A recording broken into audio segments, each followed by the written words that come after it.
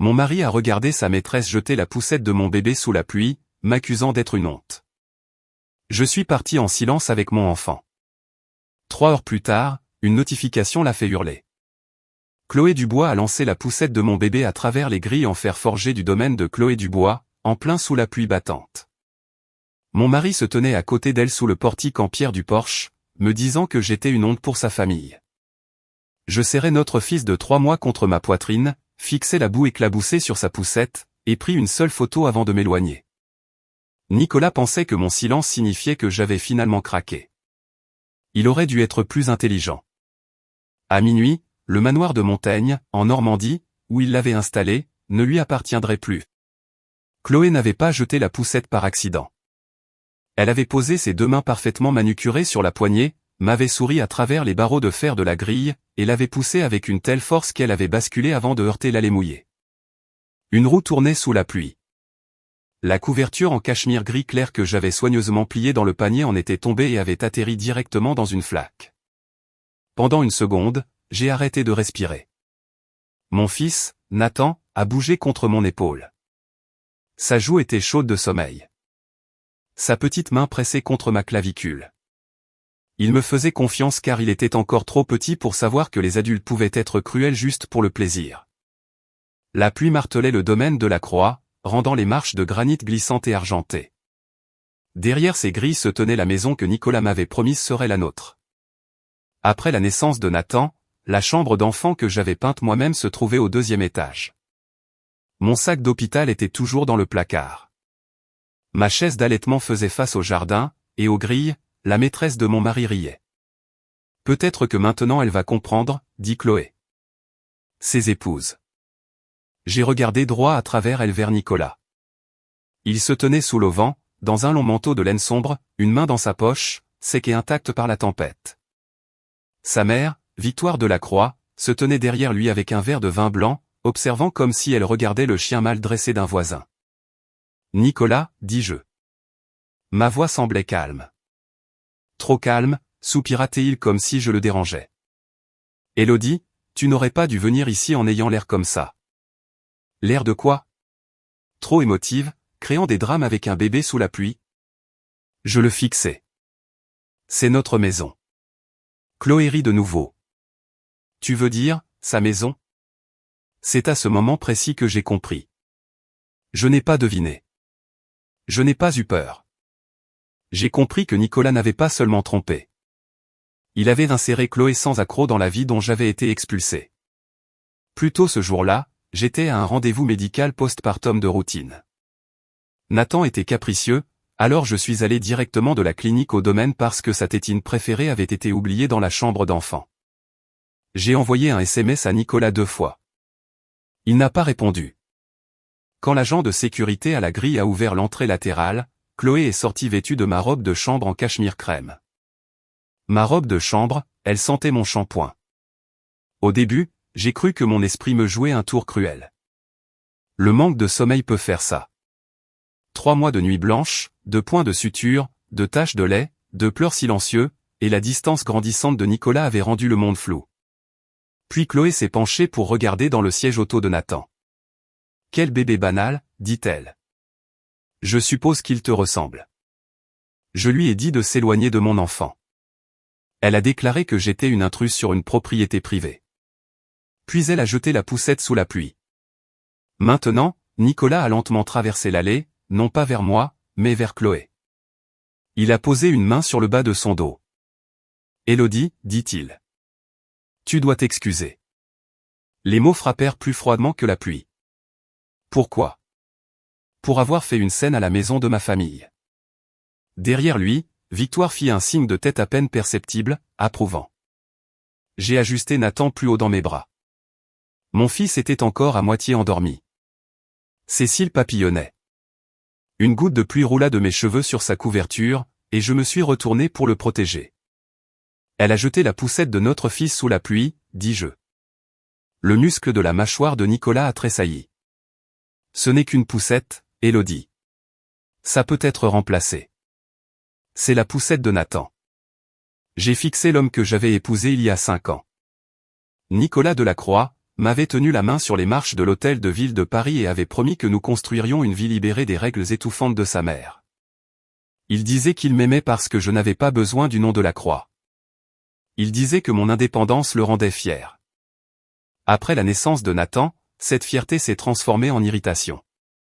Il détestait les pleurs, détestait les biberons sur les comptoirs en granit, détestait que mon corps ne retrouve pas instantanément sa forme d'avant la grossesse. Il détestait quand je demandais où il avait été quand il rentrait à la maison, sentant le parfum d'une autre femme, et maintenant, devant sa maîtresse. Il détestait que je tienne toujours debout. Chloé croisa les bras. Nicolas, fais-la partir. L'agent de sécurité, Marc, se tenait près du poste de sécurité, les yeux fixés sur le sol. Il travaillait pour la famille de la Croix depuis 12 ans. Il m'avait ouvert ses grilles le jour de mon mariage. Il avait aidé à transporter les fleurs à l'intérieur quand je les avais laissées. J'avais organisé le dîner d'anniversaire de Victoire. Il m'avait vu ramener Nathan de l'hôpital. Il n'a pas dit un mot. Personne ne parlait, alors je l'ai fait. Marc, dis-je, en gardant mes yeux fixés sur Nicolas. S'il vous plaît, assurez-vous que les images de sécurité de ces grilles sont sauvegardées. Le sourire de Chloé s'est estompé. Nicolas a plissé les yeux. Qu'est-ce que tu viens de dire? J'ai sorti mon téléphone de ma poche de manteau. Mes doigts étaient mouillés mais stables. J'ai pris une photo de la poussette dans la flaque, une photo de Chloé dans ma robe de chambre, et une photo de Nicolas debout à côté d'elle. Puis j'ai ouvert l'application d'enregistrement vocal et j'ai baissé le téléphone. Nicolas, dis-je, tu viens de regarder Chloé jeter la poussette de Nathan sous la pluie. Il fit un pas de plus. Range ton téléphone. Réponds-moi. C'est exactement ce que je veux dire. Tu fais toujours en sorte que les choses dégénèrent. Non, dis-je. Je les documente. Le visage de Victoire devint de pierre. Ne menacez pas cette famille. Je ne menace personne. Chloé a pointé du doigt la rue. Alors pars. J'ai regardé Nicolas une dernière fois. Tu demandes à ta femme et à ton nourrisson de quitter cette maison sous la pluie. Ses lèvres ont tressailli une fraction de seconde. J'ai vu de l'hésitation, non pas du remords, mais du calcul. Puis il a dit, je te demande d'arrêter de me gêner. C'était son choix, pas celui de Chloé, pas celui de Victoire, le sien. Je me suis soigneusement penché, assurant Nathan en toute sécurité d'un bras, et j'ai ramassé la couverture trempée de la flaque. Je n'ai pas ramassé la poussette. Je l'ai laissée exactement là où elle l'avait jetée. Il y a des moments dans la vie d'une femme où un cœur brisé devient étrangement silencieux. Pas paisible, pas indolore, mais silencieux. Comme si quelque chose à l'intérieur s'était simplement arrêté. Suppliant, je me suis retourné et j'ai marché vers mon SUV. Nicolas a crié après moi, Élodie, je n'ai pas regardé en arrière. Tu n'emmèneras mon fils nulle part. Cela m'a fait m'arrêter. Lentement, j'ai regardé par-dessus mon épaule. La pluie coulait sur mon visage, mais ma voix était limpide. Nathan n'est pas un bien. Tu ne t'en souviens que lorsqu'une autre femme l'insulte. Le visage de mon mari s'est assombri. Chloé glissa son bras dans le sien. Laisse-la partir. Elle reviendra en rampant au matin. Puis j'ai souri. C'était un sourire faible, épuisé, presque triste. Non, dis-je. Je ne le ferai pas. J'ai attaché Nathan dans son siège auto. Mes mains bougeaient avec la précision automatique de la maternité. Clic. Serrer. Vérifier. Couvrir ses jambes avec la couverture. Encore un. Baiser sur son front. Ce n'est que lorsque j'étais assise au volant, porte verrouillée, moteur en marche, que je me suis autorisé à respirer. Mon téléphone a vibré avant même que je ne parte. Nicolas.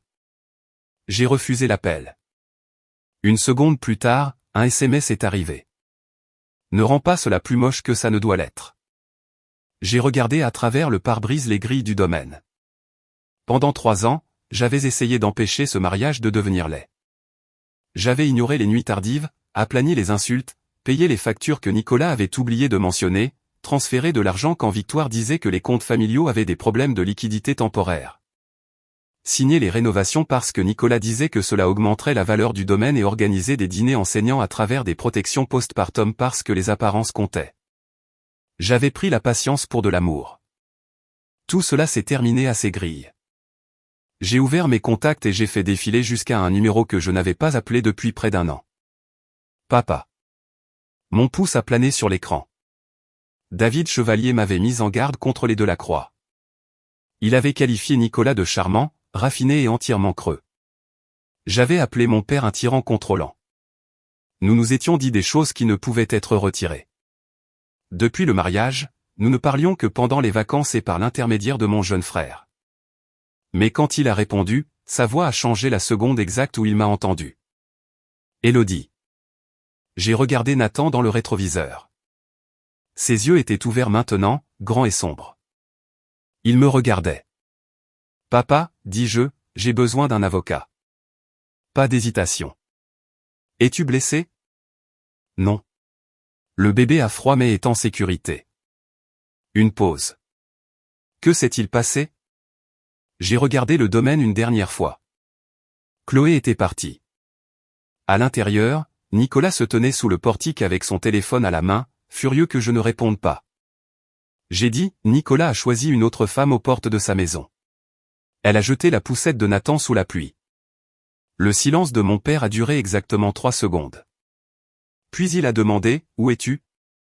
Je lui ai donné l'adresse d'un hôtel de luxe au centre de Paris. J'envoie une voiture et Hélène Duval, dit-il. Ne retourne pas à cette maison. Ne parle pas à ton mari sans avocat. Ne supprime rien.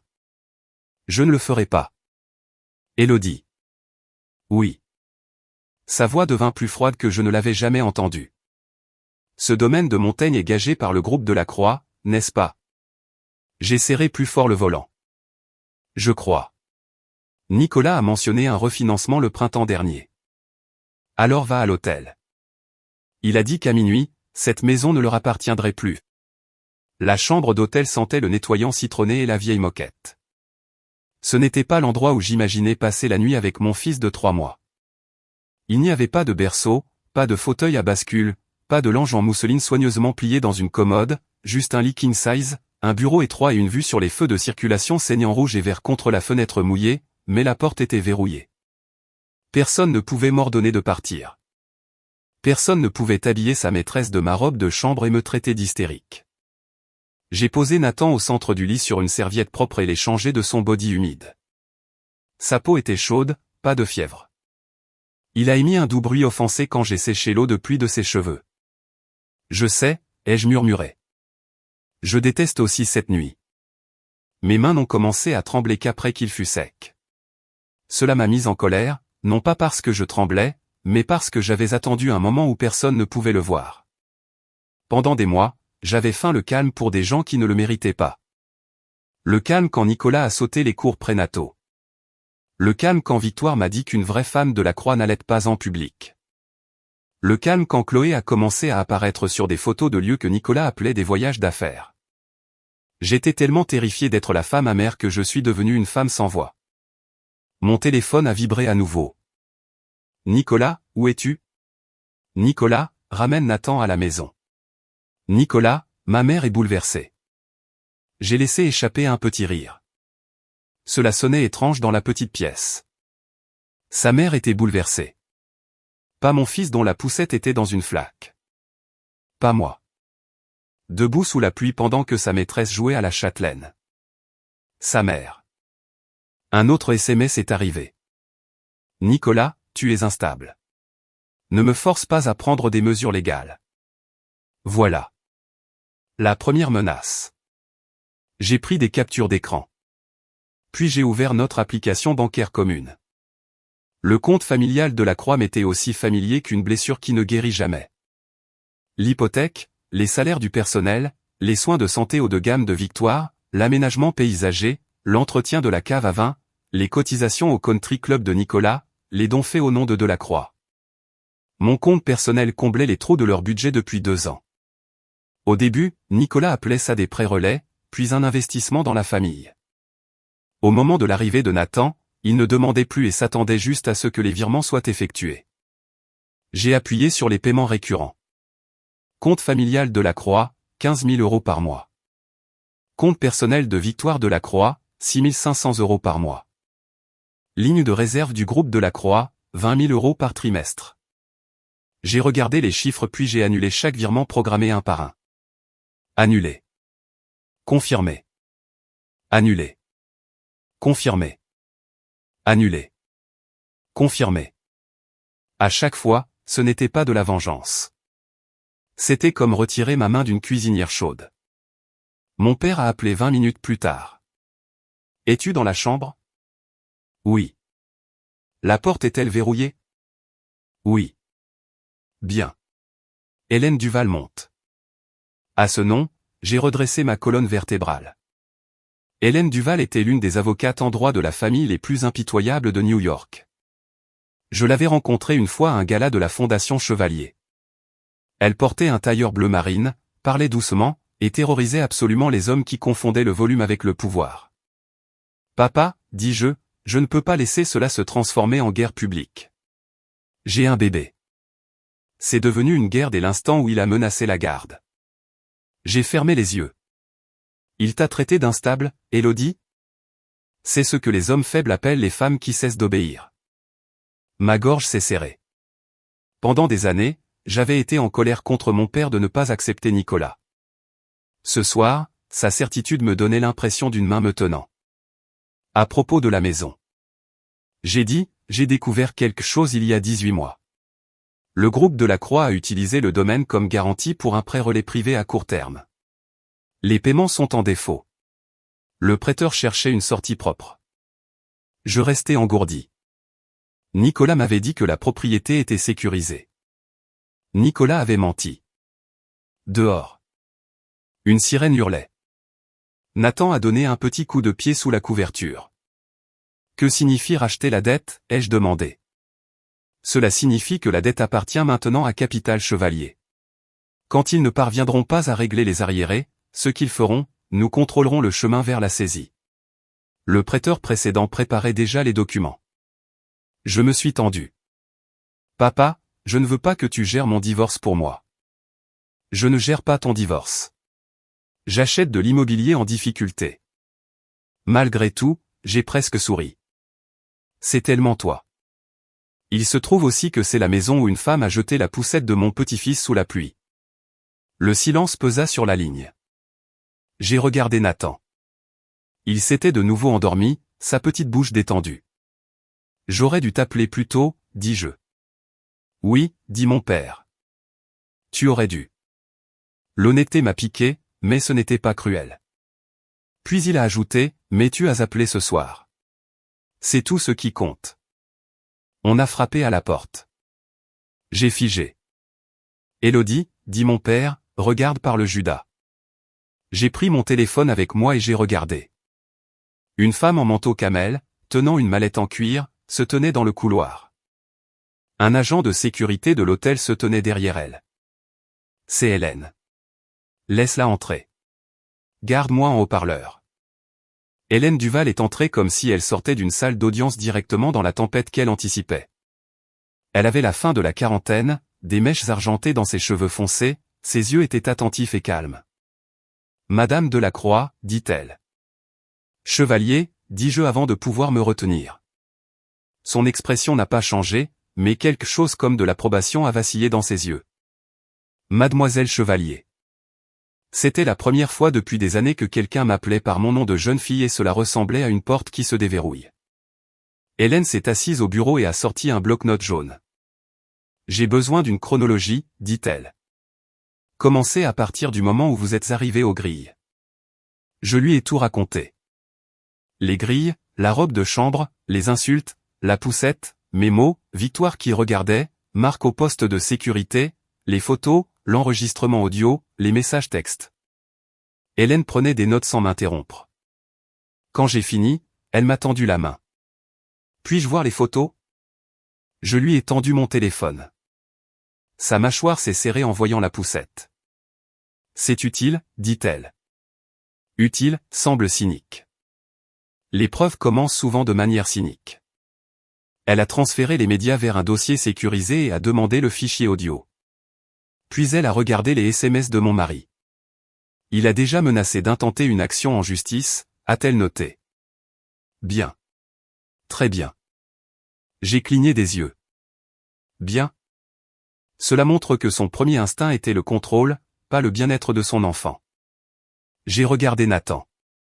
Peut-il le prendre? Pas aujourd'hui. Demain matin, nous déposerons une requête d'urgence pour la garde exclusive temporaire et l'autorité de décision exclusive en attendant une audience.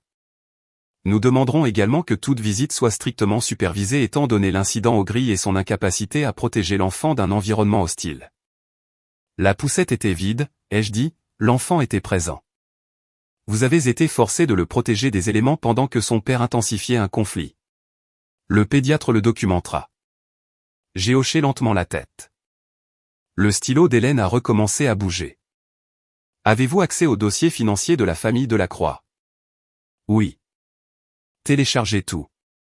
Virement bancaire, rénovation, salaire du personnel, tout paiement à Chloé Dubois ou au SARL qui lui sont associés.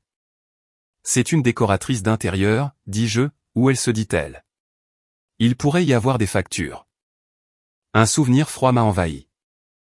Le printemps dernier, Nicolas m'a demandé de signer une approbation pour une rénovation de l'aile. Il a dit que Victoire voulait rafraîchir les suites pour inviter avant un anniversaire de famille. J'ai signé entre l'allaitement de Nathan et les nausées de grossesse. Et si j'ai signé quelque chose que je n'ai pas lu attentivement? Hélène m'a regardé. Alors nous l'examinerons minutieusement. Nous ne paniquons pas avant de voir le papier. Mon téléphone a vibré de nouveau. Cette fois, c'était Victoire. Hélène a fait un bref signe de tête, m'ordonnant de répondre et de mettre en haut-parleur. Je l'ai fait. Victoire n'a pas dit bonjour. Vous avez suffisamment humilié mon fils pour une soirée. J'ai regardé le téléphone. Hélène a repris son stylo. Victoire a continué. De peur que vous n'oubliez, c'est une affaire de famille privée. Demain matin, vous reviendrez, vous vous excuserez auprès de Chloé pour votre emportement, et vous mettrez fin à cette absurdité avant que le milieu du country club ne s'en aperçoive. Ma voix semblait morte. Chloé a jeté la poussette de mon fils sous la pluie. Ne soyez pas vulgaire, Élodie. C'est un morceau de toile et de métal. Cet enfant est un Delacroix. Il vous serait utile de vous en souvenir. Quelque chose en moi s'est aiguisé. Non, dis-je. C'est un nourrisson, et il vous serait utile de vous en souvenir. Un silence stupéfait s'ensuivit. Puis, Victoire dit. Nicolas n'aurait jamais dû épouser une femme si en dessous de son pédigré émotionnel. Mon père, toujours en haut-parleur, a parlé pour la première fois. Prenez garde, Victoire. Le silence qui a suivi valait chaque année que j'avais passé à avaler ses insultes. Le ton de Victoire a complètement changé. David, cela ne vous regarde en rien. Ma fille et mon petit-fils sont entièrement mon affaire. Elle a pris une inspiration aiguë. Mon père a ajouté.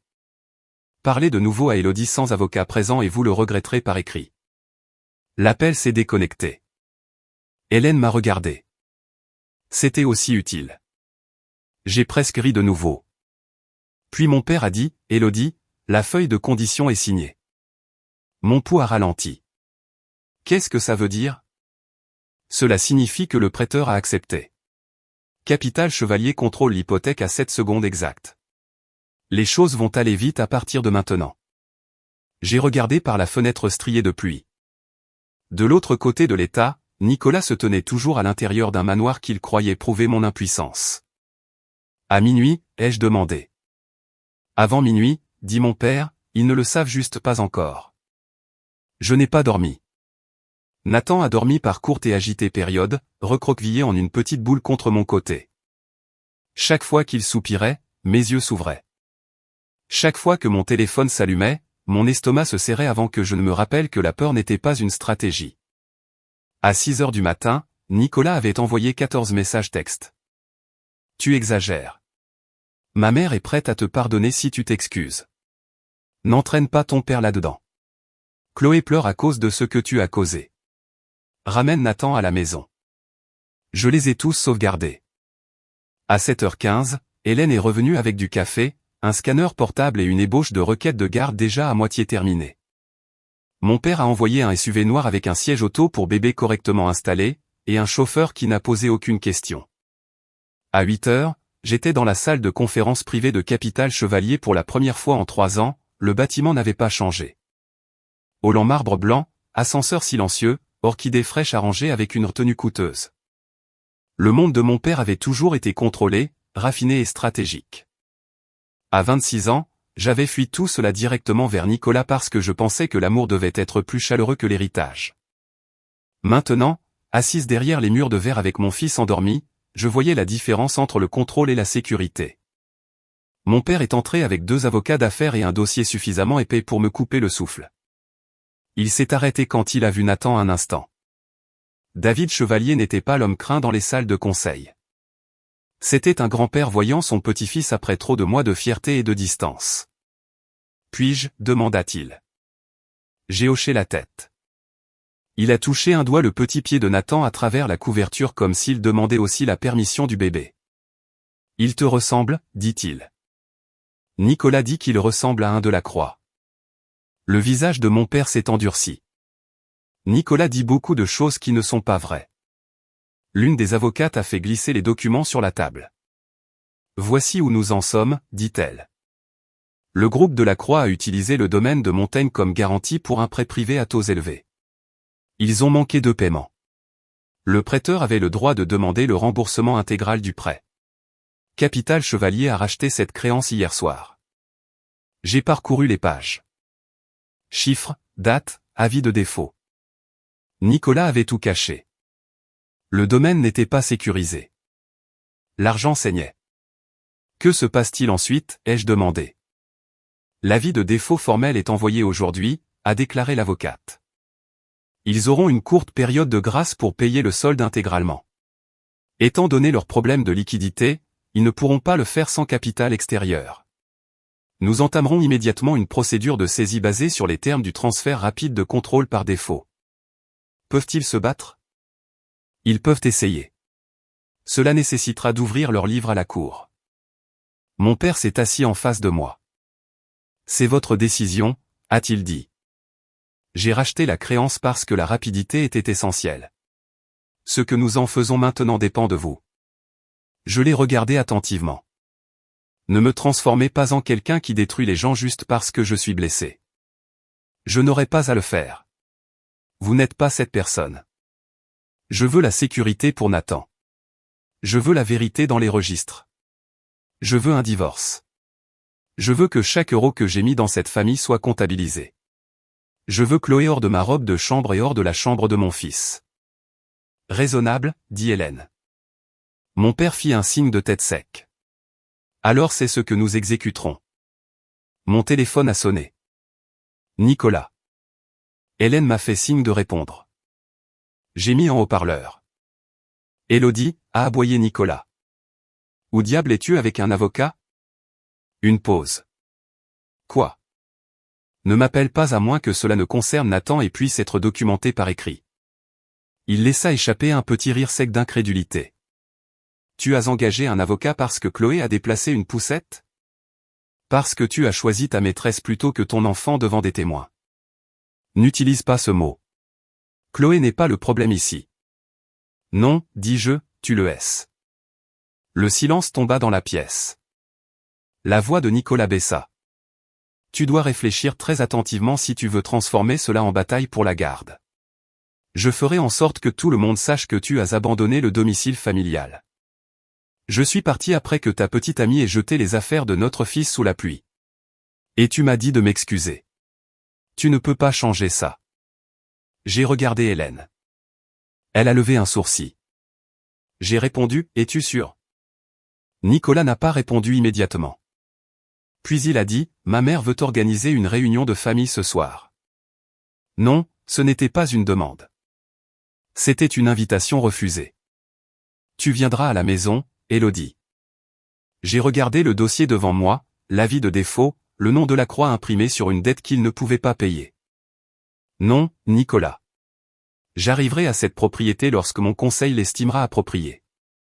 Qu'est-ce que ça veut dire? Cela signifie que tu devrais vérifier tes emails. J'ai mis fin à l'appel avant qu'il ne puisse répondre. Mon père a presque souri. Hélène non. Elle tapait déjà.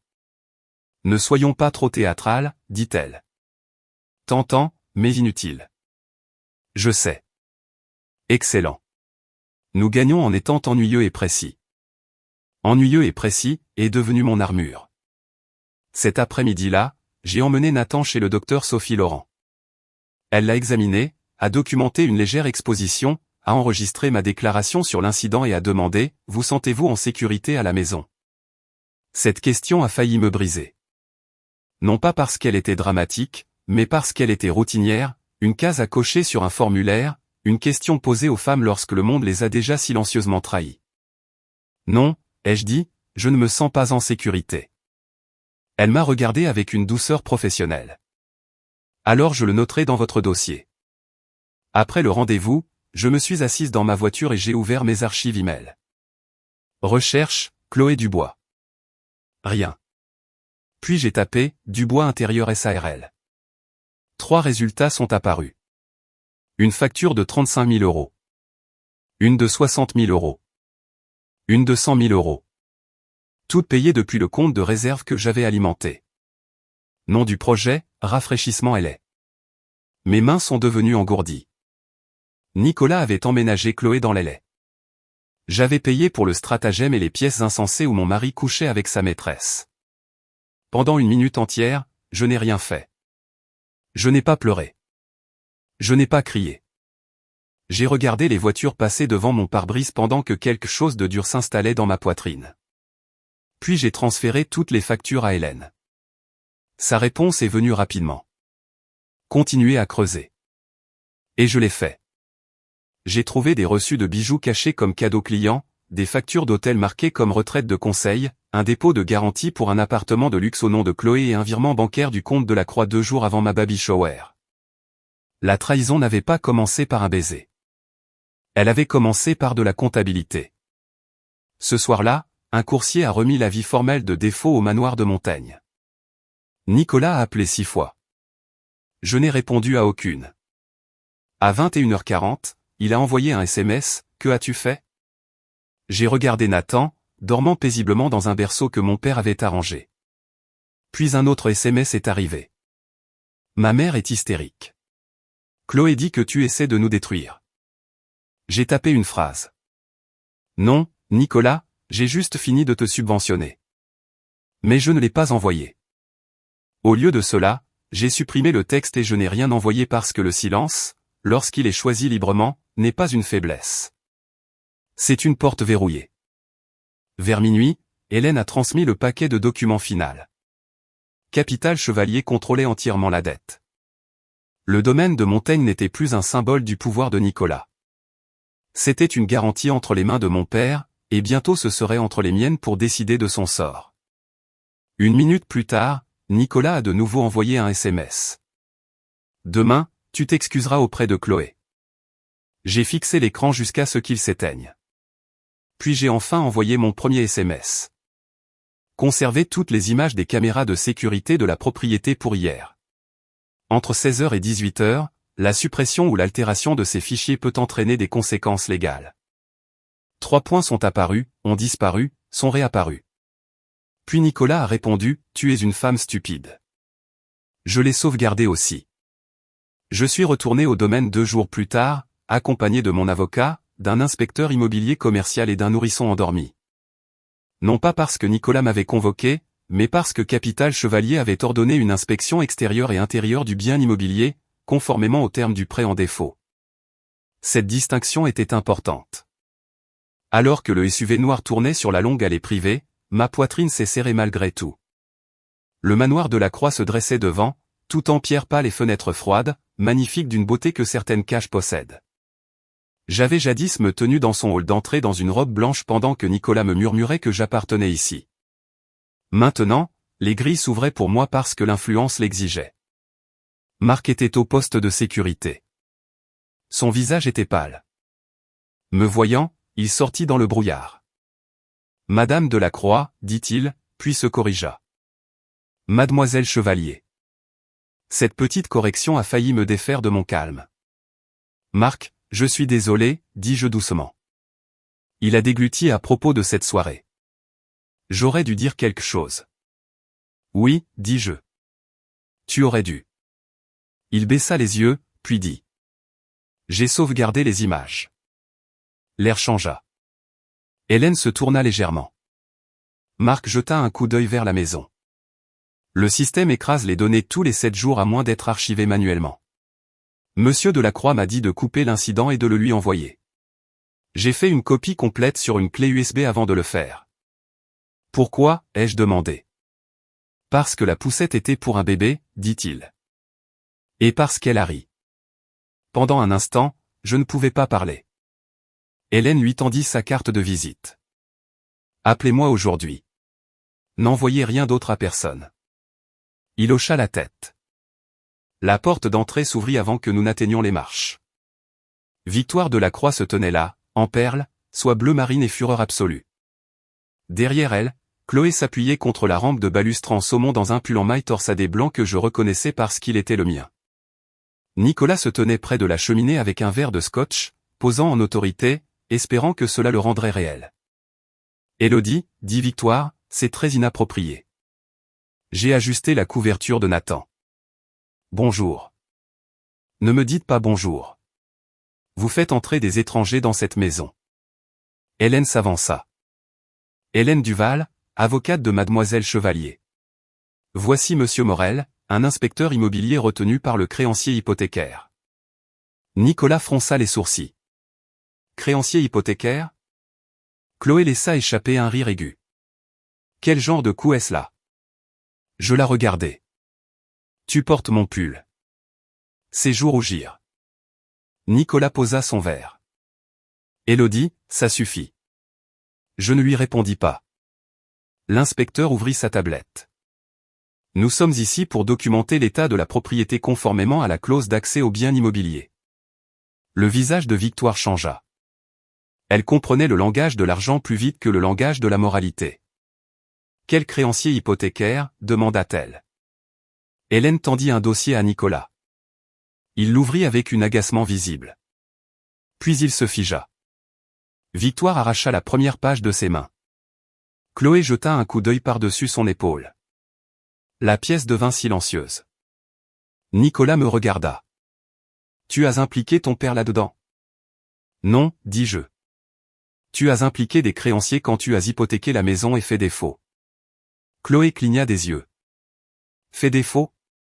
Victoire se retourna vers elle. Tais-toi.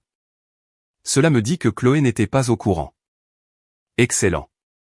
Nicolas fit un pas de plus. C'est une affaire de famille. C'était une affaire de famille quand ta maîtresse a jeté la poussette de notre fils sous la pluie fine. Les lèvres de Chloé se serrèrent. Je t'ai déjà dit que je l'avais à peine touché. Je regardai Marc, qui était entré derrière nous et se tenait près des portes. Il me regarda en retour. Je restai silencieuse. Nicolas remarqua l'échange et son visage s'endurcit. Tu n'utiliseras pas le personnel contre nous. La voix d'Hélène trancha la tension. Nous utiliserons des témoins, Monsieur Delacroix. Victoire froissa le papier dans son poing. Cette maison est l'histoire des Delacroix depuis des générations. Alors votre famille aurait dû payer ses dettes, dis-je. Ses yeux brillèrent. Fille arrogante. Autrefois, cela m'aurait anéanti. J'ai autrefois voulu que Victoire m'aime. J'ai accueilli ses amis, mémorisé ses restrictions alimentaires, commandé ses thés préférés et la laissé dicter comment je tenais mon propre bébé parce que je pensais que la patience pouvait transformer le mépris en acceptation. Maintenant, je voyais la vérité. Elle ne voulait jamais de belle-fille. Elle voulait un atout silencieux. L'inspecteur commença à photographier le hall. Chloé se dirigea rapidement vers l'escalier. Vous ne pouvez pas monter là-haut. Hélène la regarda. Pourquoi? Parce que ce sont des appartements privés. L'ensemble de la propriété est soumis à inspection, dit Hélène. La voix de Nicolas devint perçante. Personne ne va dans les laits. Je me tournai vers lui. Les laits. Les factures dans mes emails me brûlaient l'esprit. C'est exactement par là que nous allons commencer, dis-je. Pendant une seconde, personne ne bougea. Puis Nathan se réveilla et commença à pleurnicher. Le son traversa la pièce. Le mince cri de mon fils remplit le hall qu'il avait rejeté. Il y a 2 nuits, Chloé fit une grimace, peux-tu le faire taire? Je la fixai. Nicolas murmura, Chloé, mais c'était trop tard. Hélène l'entendit. Marc l'entendit. L'inspecteur l'entendit. Victoire ferma les yeux. J'ai souri sans chaleur. C'est un nourrisson, dis-je. Pas un bruit de fond. J'ai porté Nathan à l'étage moi-même. L'allée était complètement transformée. Les chambres d'Amipal avaient été refaites ensuite rose poudré et or avec des fauteuils en velours, des plateaux en miroir, des flacons de parfum et des photos encadrées de Chloé. Une photo d'elle et de Nicolas sur une plage. La date était 8 semaines après la naissance de Nathan. Une autre était dans un chalet à Megève. La semaine où Nicolas a dit qu'il devait rendre visite à un fournisseur problématique. Je me tenais dans l'embrasure de la porte, sentant le dernier mince fil entre nous se briser. Chloé me bouscula, arrachant les cadres. C'est privé, comme mon mariage. Nicolas prononça mon nom, pas brusquement cette fois, presque en avertissement, presque en suppliant. Je l'ignorais. L'inspecteur photographia tout. Les dressings sur mesure, le papier peint importé, les sanitaires en marbre, les luminaires sur mesure, tous payés par des factures que j'avais financées. Hélène murmura, documenter aussi les œuvres d'art. Chloé se tourna vers Nicolas. Tu as dit qu'elle ne se souciait pas de l'argent. Je le regardais. Il lui avait dit ça. Bien sûr qu'il l'avait fait. Les hommes comme Nicolas ont toujours besoin que leur maîtresse croie que leur femme est froide, cupide, hystérique ou pratiquement invisible. Cela donne au vol une touche romantique. Le visage de Nicolas rougit. Ce n'est pas le moment. Non, dis-je, le moment était avant que tu n'utilises mon argent pour meubler sa chambre. Victoire halta brusquement depuis l'embrasure de la porte. Chloé le regarda. Son argent? Nicolas ne répondit pas. Cette réponse était suffisante. En bas. Victoire tenta une dernière tactique. Élodie, dit-elle, adoucissant sa voix en quelque chose de presque maternel. Es-tu fatiguée? Tu as un nouveau bébé. C'est un douloureux malentendu, mais un divorce ruinera Nathan. Le garçon a besoin de son nom de famille. J'ai regardé mon fils. Il s'était de nouveau endormi. Un petit point glissait sous son menton innocent. Le garçon a besoin d'adultes qui n'utilisent pas leur nom de famille pour justifier la cruauté. La douceur de Victoire s'évanouit. Tu penses que l'argent de ton père te rend? Non, dis-je. Ma décision d'arrêter de couvrir vos découverts, oui. Nicolas me suivit jusqu'à la porte. Élodie, attends. Je m'arrêtai sur le seuil. Derrière lui, à mi-chemin de l'escalier, se tenait Chloé. Elle n'avait plus l'air suffisant. Victoire serrait la vie de défaut comme si cela l'avait personnellement insulté. Nicolas baissa la voix. Rentre à la maison. Nous pouvons négocier les termes. Je regardai par-dessus son épaule l'allée mouillée. La poussette n'était pas là. As-tu fait retirer la poussette de Nathan? Bien sûr. Elle avait l'air terrible. J'ai presque admiré la clarté de cela. Non pas parce que c'était juste, mais parce que cela expliquait tout. Tu as retiré la preuve de l'allée, dis-je, mais pas la femme qui l'a jetée là. Sa mâchoire se serra. Tu réalises à quel point cela va te nuire, demanda-t-il, se penchant plus près. Tu réalises à quel point tu vas être seul si tu n'arrêtes pas. C'était l'ancienne arme. La peur, je suis sorti. La solitude, c'est de rester sous la pluie avec mon fils pendant que mon mari protège une autre femme. Je suis descendu les marches. Cette fois, Marc a ouvert les grilles avant même que je ne les atteigne. En passant devant le poste, il dit doucement, Mademoiselle Chevalier. Je me suis retourné. J'appellerai votre avocate aujourd'hui. Merci. Derrière moi, Nicolas criait mon nom, mais les grilles se fermaient déjà. Le docteur Sophie Laurent n'a pas dramatisé ce qui s'était passé, ce qui a rendu ses notes d'autant plus accablantes. Elle a examiné les poumons de Nathan, sa température, sa peau, sa respiration. Elle a demandé combien de temps il était resté sous la pluie, s'il était habillé de manière appropriée, si j'avais accès à un logement sûr, et si quelqu'un avait menacé de me le prendre. J'ai tout répondu. Quand j'ai dit que Nicolas m'avait dit que je n'emmènerais son fils nulle part, le docteur Laurent a arrêté d'écrire pendant une demi-seconde, puis a continué. Croyez-vous qu'il utiliserait la garde pour vous faire pression, a-t-elle demandé. Oui. Était-il le principal soignant? Non. Connaît-il le programme d'alimentation de Nathan? J'ai baissé les yeux sur mes mains. Non. Son pédiatre a-t-il prescrit des médicaments? Non. Des protocoles de sommeil sécurisés? Non. La honte m'a subitement envahi. Même si elle n'aurait pas dû être mienne. Je m'étais convaincu que Nicolas interviendrait lorsque le travail se calmerait. Quand Nathan dormirait plus, quand je demanderais sur le bon ton, quand Victoire cesserait d'interférer, quand Chloé s'effacerait de la périphérie de nos vies, j'avais construit des excuses comme des échafaudages autour d'un bâtiment qui s'effondrait. Le docteur Laurent m'a regardé doucement. Élodie, documenter les faits n'est pas une attaque. C'est une défense. J'ai hoché la tête. Défense. Ce mot est devenu mon mandat pour la semaine suivante. Pas de vengeance. Pas de punition. Défense. Hélène a déposé la requête d'urgence pour la garde temporaire le lendemain matin. La requête incluait l'incident des grilles, les SMS de Nicolas, le rapport médical, et une demande sévère d'injonction empêchant l'un ou l'autre parent de faire sortir Nathan de la région sans consentement écrit. Nicolas a répondu par l'intermédiaire d'un avocat nommé Pierre Lambert, qui a envoyé une lettre pleine de phrases raffinées et venimeuses. Madame Delacroix a volontairement abandonné la résidence conjugale. Madame Delacroix présente des signes d'instabilité postpartum. Monsieur Delacroix est gravement préoccupé par le bien-être de l'enfant. J'ai lu la lettre 3 fois, puis je l'ai posée sur la table et j'ai pris une photo de Nathan dormant dans le berceau à côté de moi. Signe d'instabilité postpartum.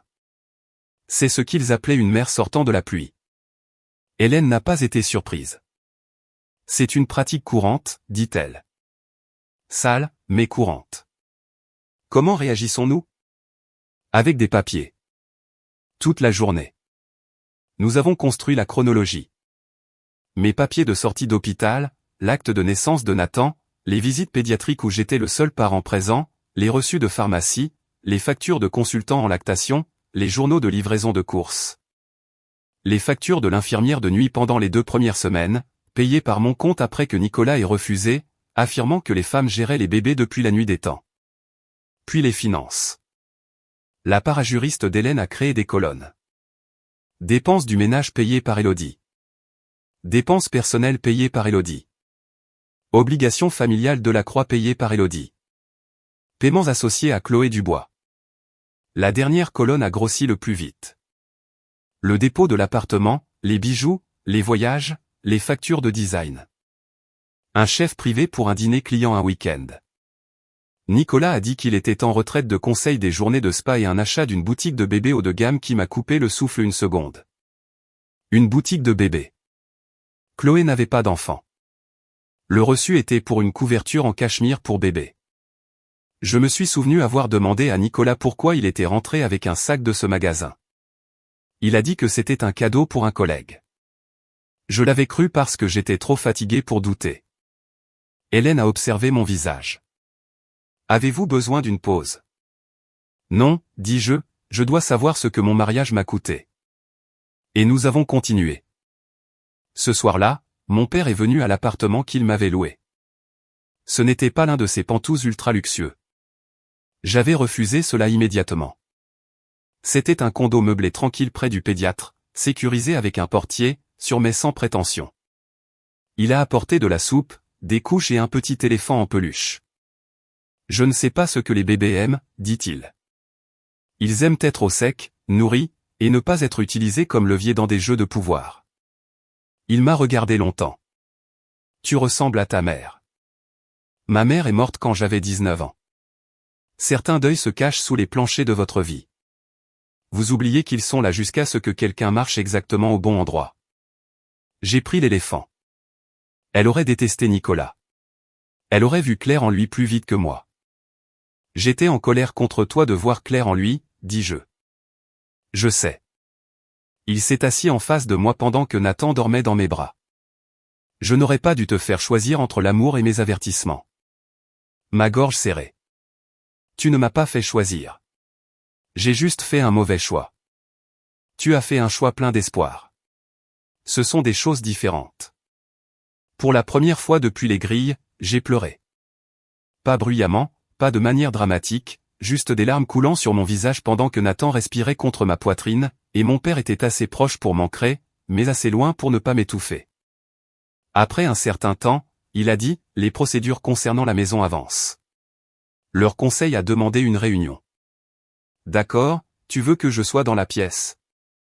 J'ai essuyé mon visage. Non, il a hoché la tête, acceptant. Alors j'attendrai dehors. C'est ainsi qu'il aimait quand il le faisait bien.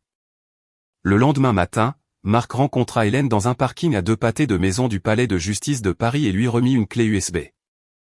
Je n'étais pas là, m'a dit Hélène plus tard, car elle ne voulait pas que Nicolas m'accuse de subornation de témoin.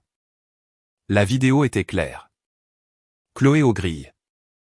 Sa main sur la poussette. Son visage rayonnant de mépris. La poussée. La chute. Nicolas qui regarde. Moi debout sous la pluie torrentielle avec Nathan. Nicolas me disant de m'excuser. L'audio était imparfait mais utilisable. Mon estomac se tordait quand Hélène l'a diffusé dans son bureau. Se regarder être dégradé n'est pas la même chose que de le vivre. Quand on peut le vivre, notre corps nous protège avec l'adrénaline. Quand on le regarde, on voit toute l'étendue de ce que les autres se sont permis de faire sur un écran. Chloé a ri après que la poussette ait touché le pavé. Ce rire a tout changé. Il a dépouillé l'acte de toute dénégation plausible. Hélène a mis la vidéo en pause. Cela va se passer. Nicolas peut-il prétendre que c'est truqué? Il peut prétendre que la lune est faite de verre. Cela ne l'aidera pas. J'ai presque souri quand sa parajuriste est entrée avec un nouveau dossier. Nous avons trouvé quelque chose, dit-elle. Hélène l'ouvrit et se figea. Qu'est-ce que c'est? Elle tourna la page vers moi. C'était un formulaire de procuration légale daté d'il y a 7 mois, quand j'étais au 3e trimestre. Ma signature était en bas, m'accordant à Nicolas l'autorité d'approuver des dépenses spécifiées du ménage et du domaine à partir du compte de réserve familiale. Je me souvenais avoir signé une procuration pour les rénovations de la chambre d'enfant et les salaires du personnel pendant mon alitement. Mais ce document était large, très large. Ce n'est pas ce que j'ai signé, dis-je. Les yeux d'Hélène se plissèrent. Êtes-vous sûr? Oui, j'ai signé une seule page, pas ça. Et ma signature? Je me suis rapproché. Elle ressemble, mais le bœuf dans Élodie est faux. Hélène a fermé le dossier. Alors, nous avons un nouveau problème. Quel problème? Soupçon de falsification. Mon téléphone a vibré. Un SMS de Nicolas. Le tribunal est inutile. Viens dîner ce soir. Amène Nathan. Nous pouvons régler ça en privé. J'ai regardé la signature falsifiée, puis l'image figée de la vidéo où Chloé riait sous la pluie. J'ai tapé une phrase en réponse. Toute communication doit passer par l'avocat. Et cette fois, je l'ai envoyé. L'argent laisse une trace même quand l'amour s'évanouit. C'est la première chose qu'Hélène a dite lorsque nous avons commencé à auditer les comptes. À l'époque, je pensais qu'elle parlait d'extraits bancaires, de numéros de compte, de codes marchands et de confirmation de virement. À la fin de la semaine, j'ai réalisé qu'elle voulait dire quelque chose de bien plus douloureux. L'argent montrait les priorités. Nicolas a manqué le contrôle pédiatrique des 2 mois de Nathan pour une réunion de conseil d'urgence. Le même après-midi, il a payé un soin du visage pour Chloé. Nicolas m'a dit que la famille Delacroix ne pouvait pas me rembourser l'assurance maladie haut de gamme de Victoire à cause de problèmes de liquidité. La veille, il avait viré un acompte pour une villa sur la Côte d'Azur pour Chloé.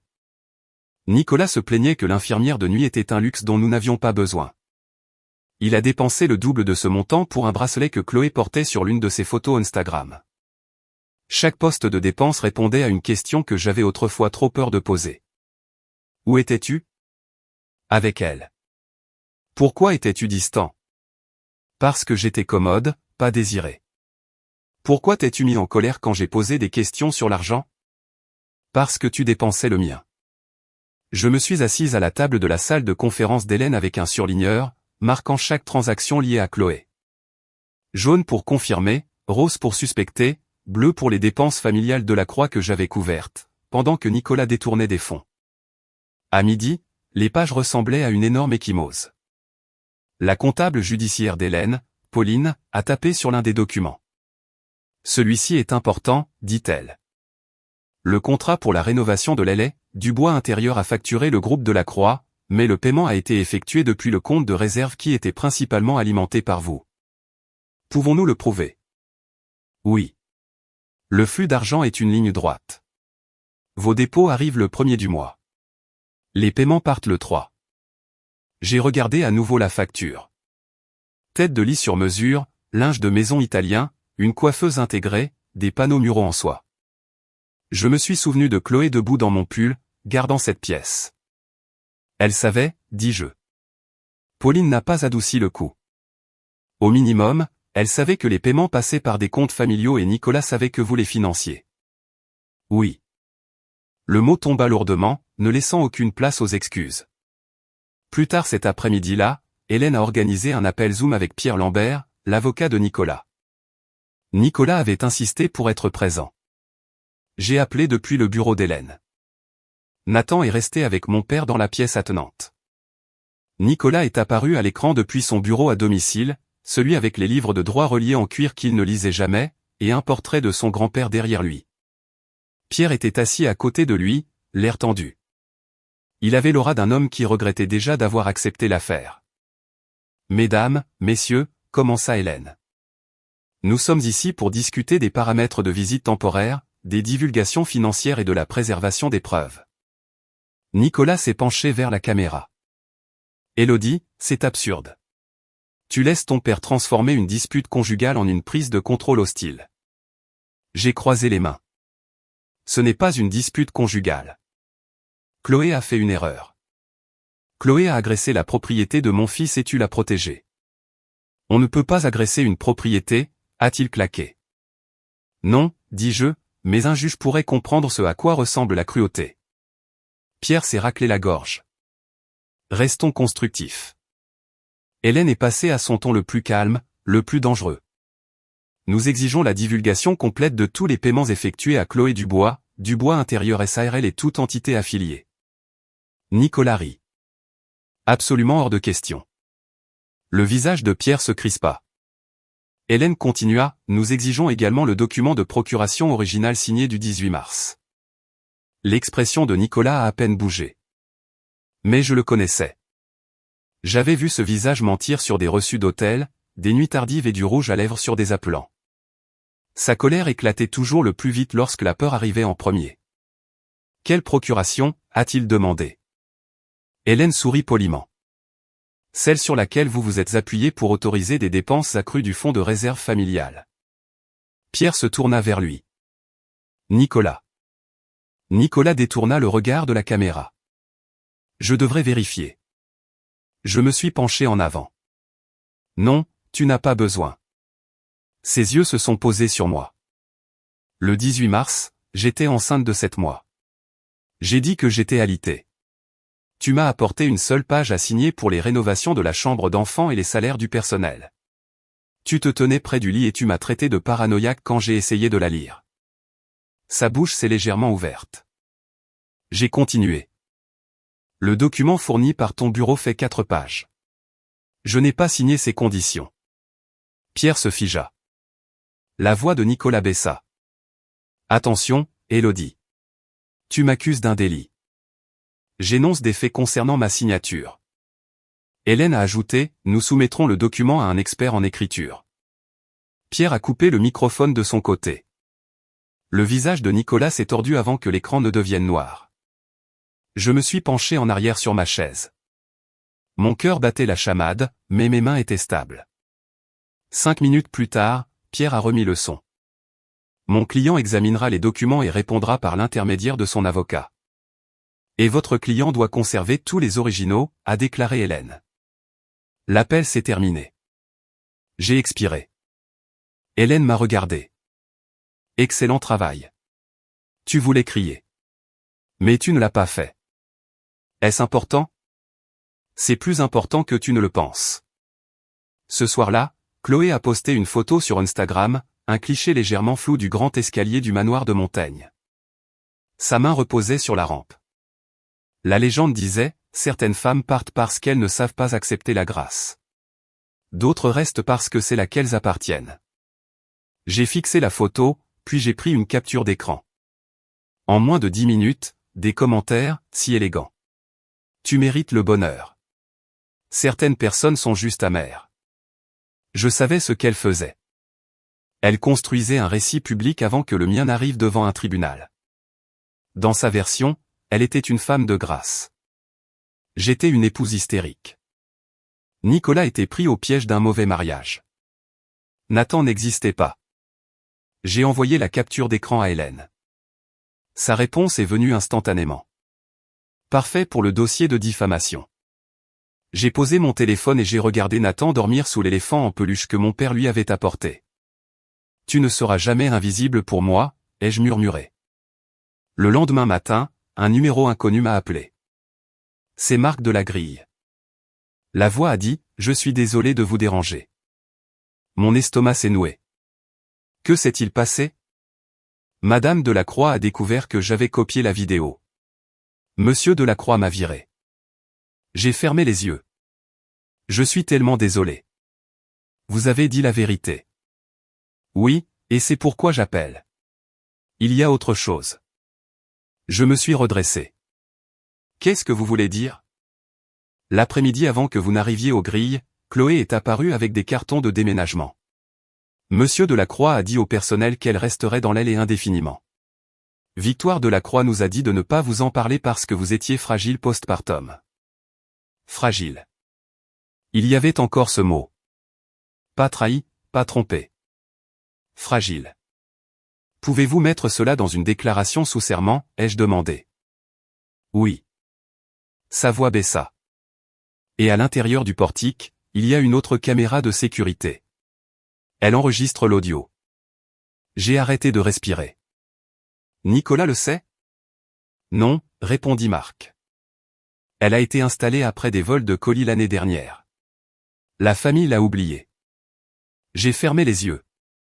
Enfin, un témoin que les Delacroix n'avaient ni coaché, ni acheté, ni intimidé. Marc, dis-je, appelle Hélène tout de suite. Le gala de bienfaisance de la Fondation Delacroix était censé être le salut de Nicolas. Il avait besoin des donateurs. Il avait besoin de la sympathie. Il avait besoin que les vieilles familles riches, rassemblées dans une pièce, sourient sous les lustres, faisant semblant que la dette n'était qu'une stratégie et le scandale, une simple rumeur. Alors il a amené Chloé. Bien sûr qu'il l'a fait. Il est entré dans la salle de bal du Grand Hôtel, sa main posée sur son bras. Elle portait une robe émeraude décolletée et un sourire poli pour les caméras. Elle portait aussi le bracelet des caméras du reçu que j'avais surligné en jaune. Mon argent brillant à son poignet. Pendant un instant. La pièce s'est brouillée. Puis des chuchotis ont traversé la foule comme le vent à travers l'herbe haute. C'est Chloé Dubois. Où est Élodie? J'ai entendu dire qu'elle était partie avec le bébé. Une dépression postpartum apparemment. Je me suis tenu près de l'entrée latérale et j'ai écouté. Hélène m'avait conseillé de ne pas venir à moins de pouvoir maintenir une composure absolue.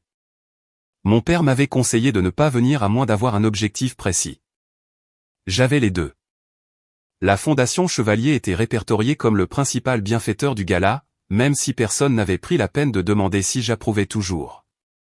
Pendant des années, Nicolas avait utilisé le nom de ma famille discrètement, avec soin, sans jamais le faire trop retentir parce qu'il ne voulait pas que les gens sachent à quel point il en avait besoin.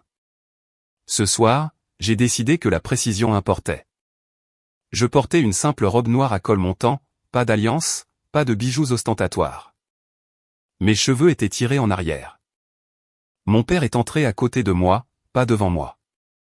Les chuchotis ont changé instantanément. Nicolas nous a vus de l'autre côté de la pièce. Son visage est devenu pâle, puis s'est tordu de colère. Chloé a suivi son regard. Son sourire s'est figé. Victoire a marché vers eux, serrant le bras de Nicolas. Je pouvais lire sur ses lèvres. Qu'est-ce qu'elle fait ici?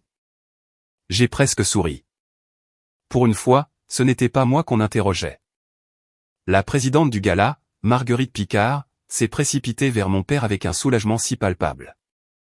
C'était embarrassant. David, quel honneur que vous ayez pu venir.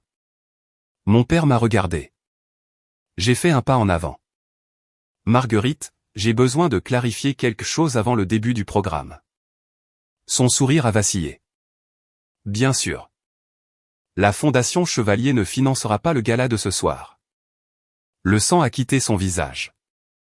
Victoire s'est matérialisée à côté de nous, convoquée par l'odeur de l'argent qui s'évaporait.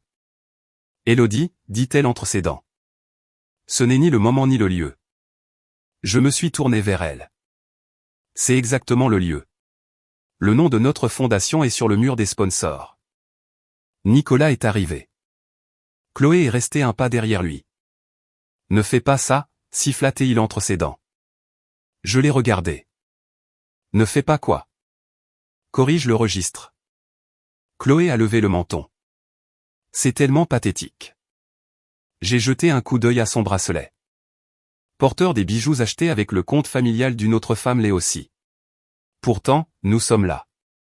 Son visage s'est couvert de taches rouges. Nicolas a attrapé mon coude. Le silence est tombé sur notre coin de la pièce. Mon père a fait un demi-pas en avant. Nicolas a immédiatement lâché prise. Je n'ai pas frotté mon bras. Je n'ai pas reculé. Touchez-moi encore, dis-je doucement. Et cela devient beaucoup plus simple. Le muscle de la mâchoire de Nicolas a sauté. Essayez-vous de détruire ma famille? Non, je refuse de la financer. Marguerite avait l'air de vouloir s'évanouir. Hélène, qui était entrée discrètement derrière nous, lui a remis une lettre formelle. Avis de retrait de financement et demande de correction des documents promotionnels, dit-elle.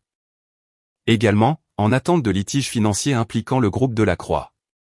Nous avons conseillé au conseil d'administration de la Fondation de mener un audit indépendant avant d'accepter des fonds déclarés comme déduction caritative. Cette phrase a fait plus de dégâts que des cris n'auraient jamais pu en faire. Plusieurs membres du conseil se sont rapprochés. Le visage de Victoire a pris la couleur du marbre. Comment osez-vous? Je l'ai enfin regardé droit dans les yeux. J'ai osé après que votre invité ait jeté la poussette de mon enfant sous la pluie et que vous ayez appelé cela vulgaire. Quelqu'un a halté. Chloé a claqué. Ce n'est pas ce qui s'est passé. Hélène a ouvert une tablette. Voudriez-vous revoir les images? Nicolas a regardé la tablette et a réalisé non pas tous les détails, mais suffisamment. Chloé, dit-il sèchement. Tais-toi. Trop tard, murmura Marguerite. Quelle poussette? Je n'ai pas répondu. Je n'étais pas là pour transformer l'humiliation de mon fils en divertissement. Je ne protégerai pas les personnes qui l'ont orchestré, dis-je. Mon conseil fournira les documents pertinents aux autorités compétentes. Je suis ici ce soir uniquement pour m'assurer que l'argent des chevaliers n'est pas utilisé pour polir les mensonges des Delacroix. Le silence qui a suivi était enivrant. Puis mon père a parlé. La Fondation Chevalier reste engagée envers l'hôpital pour enfants. Demain matin, nous virerons les fonds directement à l'hôpital dans le montant total initialement promis sans les faire transiter par la Fondation de la Croix. Marguerite serra la lettre. Les membres du conseil ont recommencé à chuchoter, mais le ton avait changé. Nicolas l'a entendu aussi. Il s'est penché vers moi. Élodie, s'il te plaît. C'était son premier, s'il te plaît. Cela ne m'a pas ému. Chloé a fait un pas loin de lui. Un petit détail, mais flagrant. J'ai vu le moment où elle a réalisé que Nicolas n'était pas un prince qu'il avait choisi plutôt qu'une épouse ennuyeuse. C'était un homme s'appuyant sur la dette, le scandale et l'argent d'une autre femme. Tu m'as dit qu'elle était coupée financièrement, murmura Chloé. Nicolas lui a claqué. Pas maintenant. Tu m'as dit que son père la détestait, siffla-t-elle. Maintenant toute la pièce les regardait. J'ai presque eu pitié de Chloé. Presque. Et puis je me suis souvenu de la poussette frappant le pavé mouillé. Non. Certaines femmes font des erreurs. Certaines femmes voient un bébé et choisissent toujours la cruauté. Chloé avait fait son choix. Le programme du gala a commencé 20 minutes en retard. Nicolas a essayé de le sauver. Il s'est tenu au pupitre et a parlé d'héritage, de famille et de responsabilité. Sa voix était stable, mais ses mains tremblaient. Je me tenais près du dernier rang avec Hélène quand il a dit « Le nom de la croix a toujours signifié protection ». Je me suis retourné et je suis sorti. Les caméras l'ont capturé. Ainsi que la moitié de la pièce. Dehors, l'air froid semblait pur. Mon père est sorti derrière moi. « Tout va bien ?» « Non. » Il a hoché la tête. « Es-tu contente d'être venue ?» J'ai regardé à travers les portes vitrées. À l'intérieur, Nicolas faisait toujours son discours, jouant toujours son rôle, faisant toujours semblant de n'avoir pas perdu le contrôle de la pièce. Oui. Mon téléphone a vibré. Hélène a regardé le sien, l'a lu et a souri. « Qu'est-ce que c'est ?» ai-je demandé. L'enquêteur des crimes financiers chargé de la plainte pour falsification veut une réunion. J'ai regardé en arrière vers la salle de bal, vers Chloé debout seule près du bar, vers Nicolas agrippant le pupitre, vers Victoire essayant de sourire pendant que les donateurs évitaient son regard. Pendant des années, j'avais été terrifié par l'embarras public. Ce soir, j'ai appris quelque chose de vital. La vérité n'embarrasse que les gens qui ont construit leur vie sur des mensonges. Le tribunal de la famille n'avait pas l'air d'une vengeance. Il avait l'air de murs beiges dans un palais de justice parisien, de parents épuisés, d'un distributeur automatique, de café, et de femmes serrant des dossiers à deux mains parce que le papier était la seule chose qui empêchait leur vie d'être mal interprétée. Je suis arrivé tôt avec Hélène. Nathan était avec mon père dans une salle d'attente approuvée par le tribunal. Nicolas est arrivé 20 minutes plus tard en costume bleu marine, rasé de près, tenant une mallette en cuir et portant son alliance. La vue de cette alliance m'a presque fait rire. Il ne l'avait pas portée constamment depuis des mois. Maintenant, au tribunal, il la brandissait comme preuve. Chloé n'était pas avec lui. Victoire l'était. Elle était assise derrière lui, la colonne vertébrale rigide, les lèvres pincées, comme si la posture régnait encore sur le monde. Me voyant, Nicolas adoucit son expression en quelque chose de répété. « Élodie, dit-il, nous n'avons pas à faire cela. » J'ai regardé l'anneau à son doigt. « Tu aurais dû t'en souvenir aux grilles. » Son visage se crispa. Pierre Lambert l'a éloigné avant qu'il ne puisse répondre. L'audience a commencé par la requête de garde temporaire. Pas le divorce, pas l'argent, Nathan. Cette concentration m'a aidé à respirer. Pierre a parlé en premier.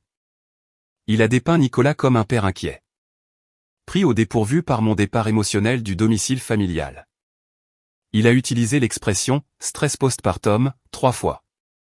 Il a demandé de larges droits de visite, une prise de décision conjointe et le retour immédiat de l'enfant à la résidence conjugale. Puis Hélène s'est levée. Elle n'a pas traité Nicolas de monstre. Elle n'a pas traité Chloé de briseuse de foyer. Elle n'a pas traité Victoire de cruelle. Elle a parlé en date. 3 avril, contrôle pédiatrique, mère présente, père absent.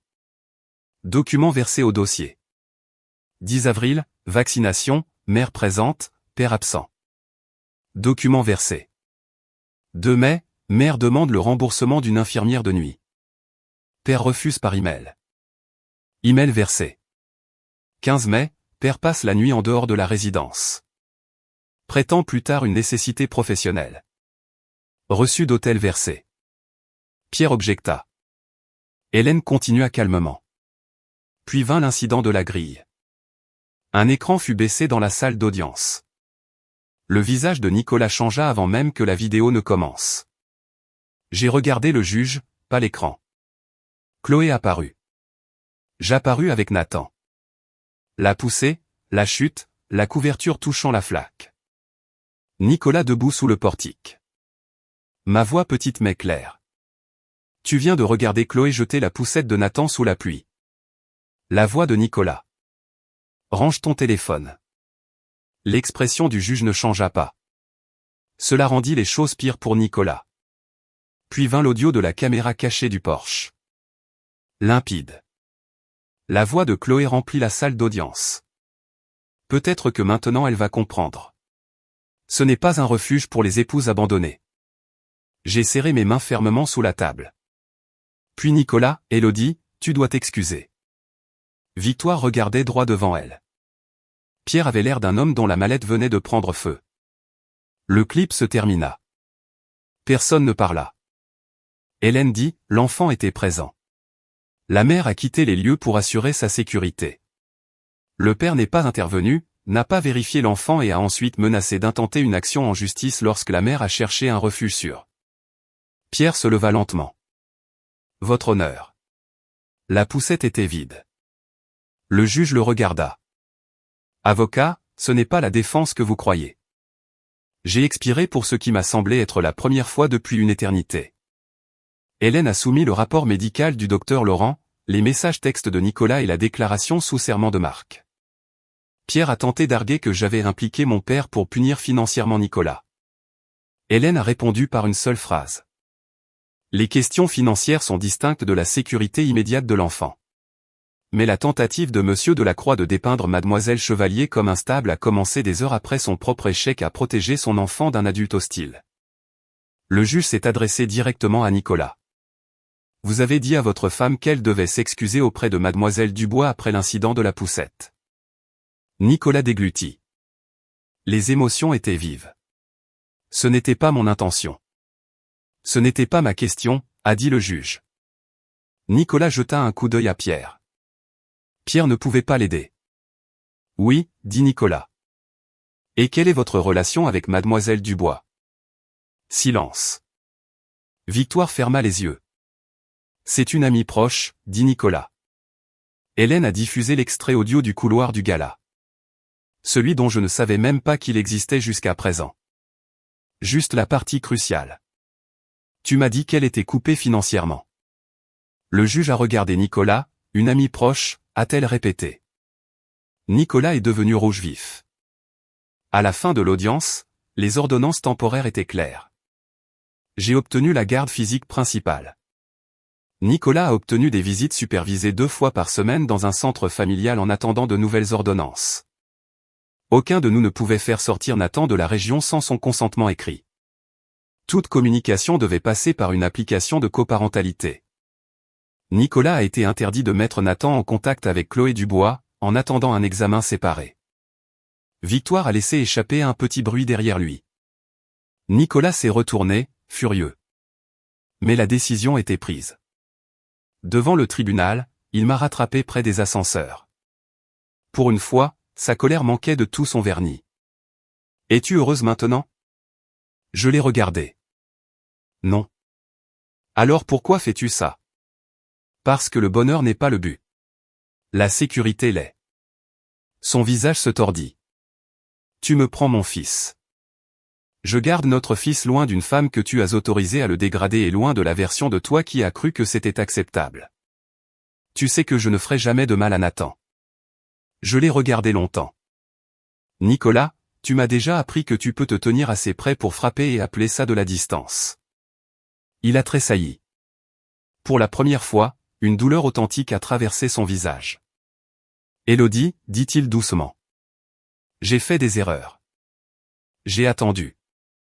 Il n'a pas prononcé le nom de Chloé. Il n'a pas dit poussette. Il n'a pas dit pluie.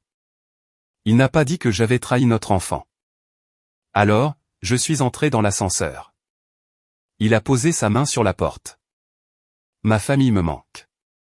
J'ai regardé l'alliance à son doigt. Tu manques des jours où les gens te croyaient. Les portes se sont refermées entre nous. La deuxième fois que je me suis tenu aux grilles du manoir de Montaigne, le ciel était clair, ce qui semblait presque injuste. Certaines scènes devraient conserver leur météo. La première nuit avait été pluie, humiliation et boue.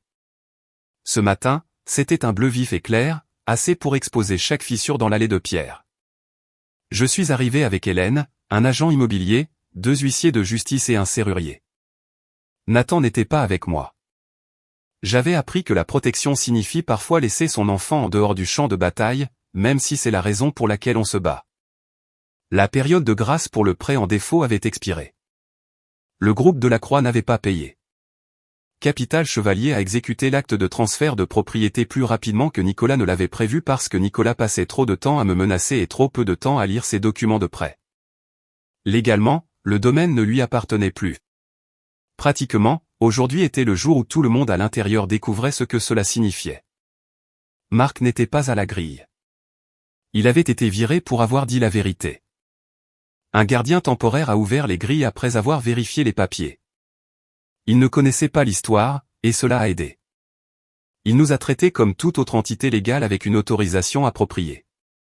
Victoire est sortie la première. Elle était vêtue de gris. Je ne l'avais jamais vue en gris.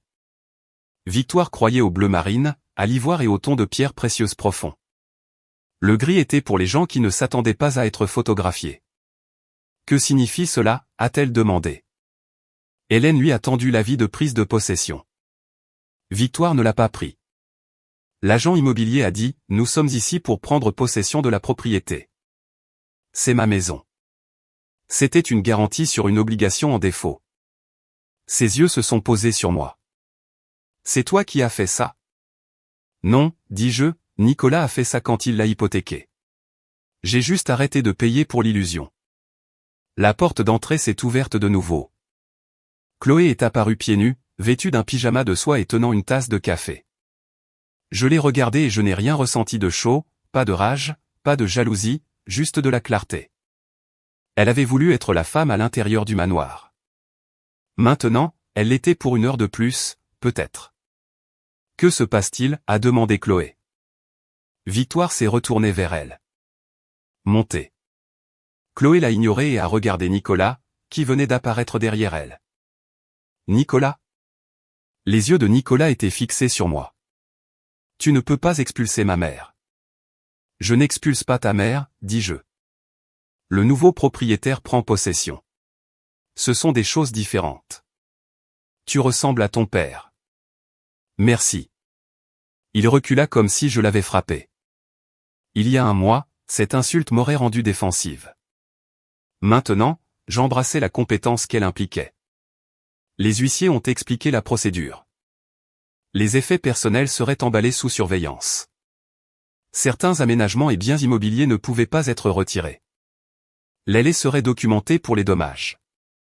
Le personnel avait déjà été informé et indemnisé pour la période de transition. Victoire commença à trembler, non par tristesse, mais par incrédulité que les règles puissent s'appliquer à elle. Cette maison est l'histoire des Delacroix, dit-elle. J'ai levé les yeux vers les fenêtres. Je sais. J'ai passé des années à l'entretenir pendant que vous me rappeliez que j'étais une étrangère. Ses lèvres se sont amincies. Vous avez toujours été une étrangère. Non, dis-je, j'appartenais à moi-même et c'est ce qui vous dérangeait. Chloé a essayé une approche différente. Élodie, dit-elle, baissant la voix. Cela est allé trop loin. J'ai presque admiré son timing. Tu as jeté la poussette de mon bébé sous la pluie. Sa bouche s'est serrée en une ligne. J'étais bouleversé à cause du bébé, à cause de toi, et il était juste là. Assez. Nicolas s'est interposé entre nous. Assez. Je l'ai regardé. Écarte-toi. Il n'a pas bougé. Pendant une brève seconde, j'ai vu l'homme qu'il prétendait être quand nous nous sommes rencontrés. Beau, confiant, fait de vieilles manières et d'école chère. Un homme habitué à ce que les pièces se réorganisent autour de lui. Puis l'un des huissiers a dit, « Monsieur, écartez-vous », et Nicolas l'a fait. C'est à ce moment précis que le domaine a changé de main dans mon cœur. Non pas quand les papiers ont été signés. Non pas quand le prêteur a accepté l'offre, mais quand Nicolas Delacroix, qui a dit un jour que je serais seul sans lui, s'est écarté parce que quelqu'un ayant une autorité réelle le lui a dit. À l'intérieur, la maison sentait différemment. Les bougies de Chloé avaient dominé l'ancienne odeur de cèdre et de cire de citron. Des cartons de déménagement bordaient le couloir de l'aile. Des vêtements drapés sur des chaises. La porte de la chambre d'enfant était fermée. Je l'ai ouverte moi-même. La pièce était exactement comme je l'avais laissée et entièrement fausse. Rideau bleu pâle, le berceau blanc, le mobile lune, le fauteuil à bascule où j'avais allaité Nathan sa première semaine à la maison. Sur la commode se trouvait un vase de roses de Chloé. Je me suis approché et l'ai déplacé. Un pâle anneau d'eau tachait le bois en dessous. J'avais choisi cette commode en pensant à ma mère. Bord doux, finition chaude, une pièce qui pouvait grandir avec un enfant. Hélène se tenait dans l'embrasure de la porte. Vous n'êtes pas obligé de faire cette partie aujourd'hui. Non, dis-je. Je le fais. J'ai ouvert les tiroirs. La moitié des vêtements de Nathan avaient disparu. Non pas emballé, mais parti. Son bracelet d'hôpital, que je gardais dans une petite boîte à souvenirs, manquait. J'ai eu le souffle coupé. Nicolas apparut derrière Hélène. « Que as-tu fait de la boîte à souvenirs de Nathan ?» ai-je demandé. Il fronça les sourcils. « Je ne sais pas. » Je me suis tourné vers Chloé, qui s'était attardée dans le couloir. Son visage a vacillé avant qu'elle ne se reprenne. « Où est-elle ?» ai-je demandé. « Je n'en ai aucune idée. » Je suis passé devant elle dans l'allée, Chloé a suivi. « Tu ne peux pas fouiller dans mes affaires. Vos affaires se trouvent sur une propriété dont vous avez perdu le droit d'occuper, » a ajouté Hélène. Et si les objets personnels de Mademoiselle Chevalier ou les souvenirs de l'enfant ont été retirés, c'est une affaire juridique distincte. Dans la chambre de Chloé, la boîte à souvenirs était posée sur la coiffeuse sous une pile de magazines. Je l'ai ramassée lentement. À l'intérieur se trouvait le bracelet d'hôpital de Nathan, son premier bonnet, et la petite carte avec ses empreintes de pied. Pendant un instant, la pièce a disparu. La boîte n'était pas chère. Elle n'avait pas de valeur légale, c'est pourquoi la prendre était impardonnable. J'ai regardé Chloé. Pourquoi? Elle croisa les bras, mais sa voix tremblait. Nicolas a dit que tu étais sentimental à propos de choses stupides. Je pensais que si tu revenais pour ça, il pourrait te parler. Nicolas la regarda. Chloé. Je me suis tourné vers lui. Tu as utilisé les premières empreintes de notre fil comme appât. Il n'a pas répondu. Il y a un genre de silence qui confesse plus que des mots. J'ai fermé la boîte et je l'ai tendue à Hélène. Enregistrez-le. Puis Chloé a pleuré, non pas parce qu'elle était désolée, mais parce que les conséquences l'avaient finalement rattrapée de ce côté des grilles. Au coucher du soleil, les Delacroix étaient partis. Ils n'étaient pas sans abri. Nicolas avait un appartement d'entreprise en ville. Victoire avait des amis avec des maisons d'hôtes et suffisamment de bijoux pour survivre à la disgrâce. Chloé est partie dans un taxi ordinaire avec 6 housses de vêtements et aucun public. Je suis resté. Après le départ de tout le monde, le manoir est devenu silencieux. Trop silencieux. Je me suis tenu devant les portes d'entrée et j'ai regardé l'allée jusqu'aux grilles. C'est là que j'étais parti avec Nathan sous la pluie. C'est là que j'avais cessé d'être l'épouse de Nicolas dans mon cœur. Mon téléphone a vibré. Nicolas. J'ai répondu parce qu'Hélène était juste là et que l'application enregistrait. Sa voix était rauque. Je ne signerai jamais les papiers de divorce. J'ai regardé le portique vide. Oui, tu le feras. Non, je ne le ferai pas. Je vais traîner ça pendant des années. Non, Nicolas. Tu seras à court d'argent bien avant ça.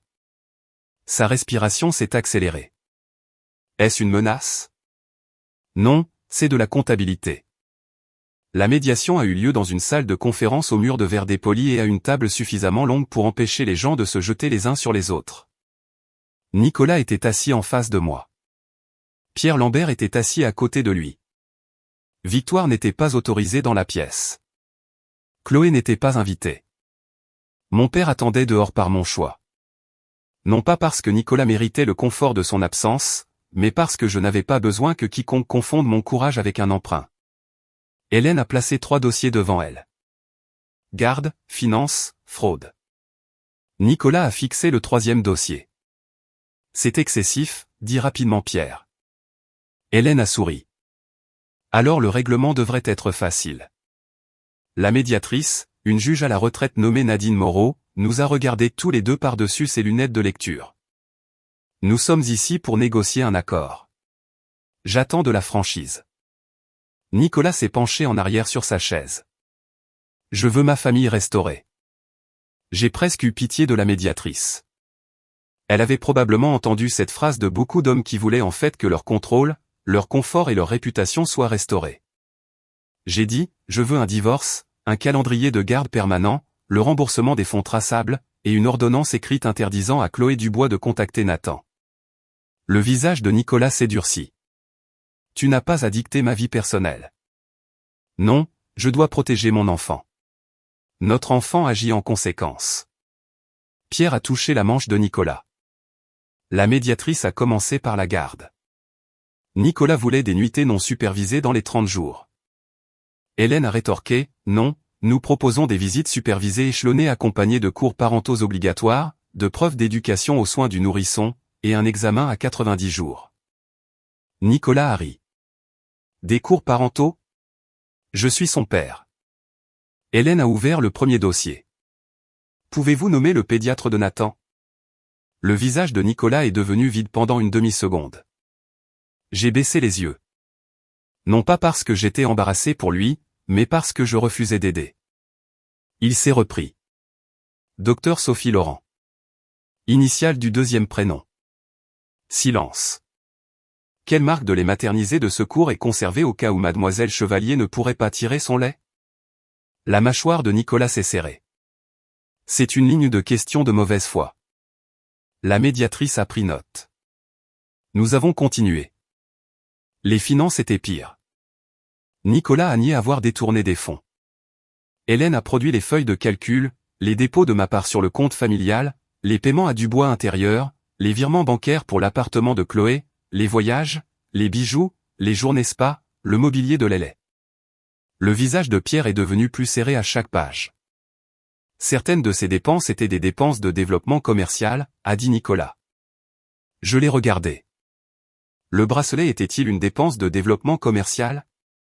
Il n'a pas répondu. Qu'en est-il de la couverture en cachemire pour bébé? Ses yeux se sont levés. La voilà. La petite transaction, mais elle l'a piqué. C'était pour qui, ai-je demandé. Pierre est intervenu.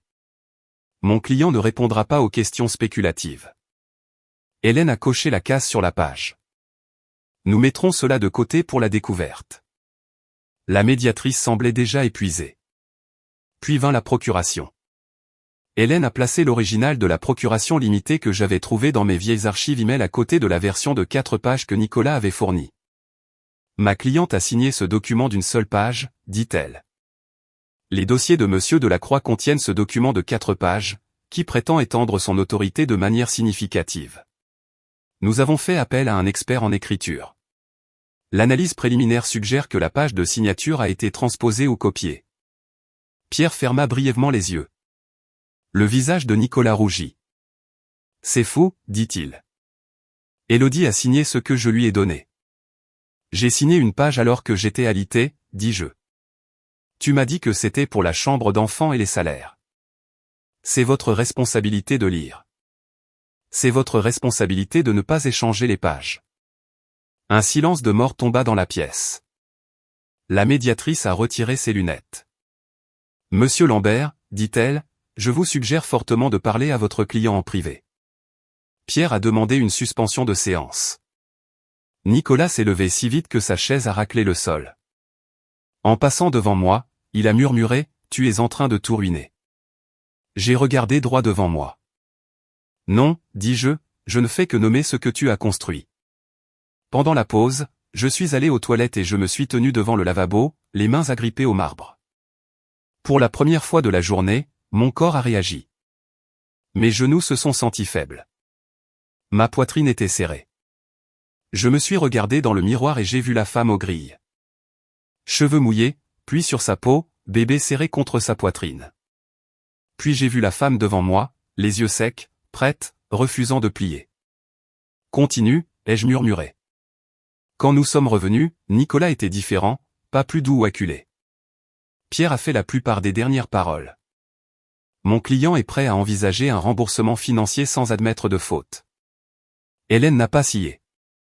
Pierre a nommé un montant si insultant que même la médiatrice a eu l'air agacée. Je me suis penché en avant. Nicolas.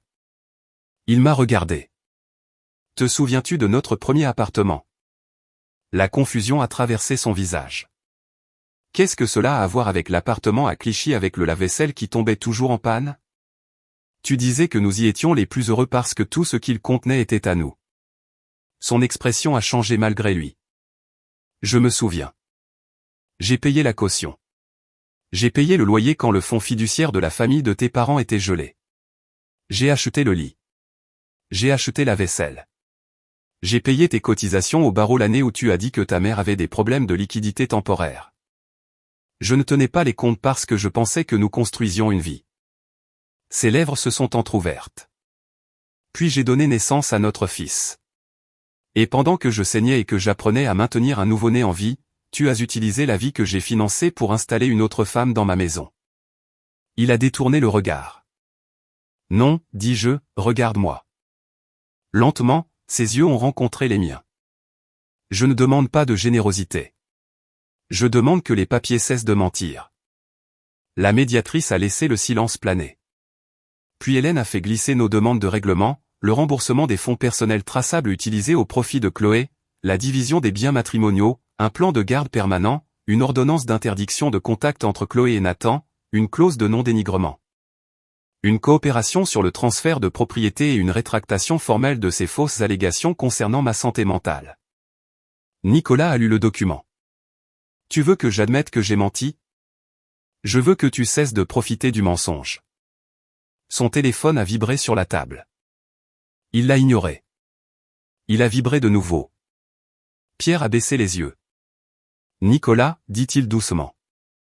Tu dois voir ça. Nicolas a regardé. Son visage s'est vidé de ses couleurs. Qu'est-ce que c'est? A demandé la médiatrice. Pierre a pris le téléphone, l'a lu et est devenu pâle. Le téléphone d'Hélène a vibré aussi. Elle a ouvert un message, puis m'a regardé. Nous venons d'être contactés par l'avocat de Chloé Dubois, a dit Hélène. J'ai froncé les sourcils. Son avocat? Les yeux d'Hélène étaient perçants. Elle propose une coopération. Elle affirme que Nicolas lui a demandé de vous provoquer aux grilles parce qu'il avait besoin de preuves que vous étiez instable. Pendant une seconde, tout le son a quitté la pièce. Puis j'ai regardé Nicolas. Il n'a pas nié. Chloé ne coopérait pas parce qu'elle avait pris conscience.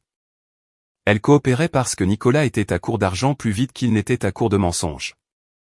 Le lendemain matin, l'avocat de Chloé a envoyé des dossiers, des captures d'écran, des messages vocaux, des emails et une photo d'une note manuscrite que Nicolas avait laissée dans les laits.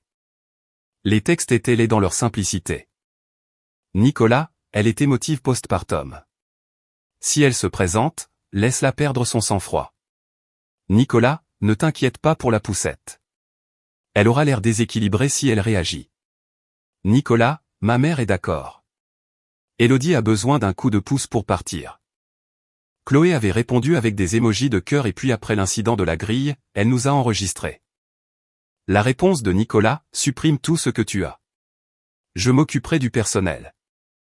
Je me suis assise dans le bureau d'Hélène et j'ai lu le texte 2 fois. Je pensais avoir atteint le fond de la trahison. Je me trompais. Il y a toujours un fond.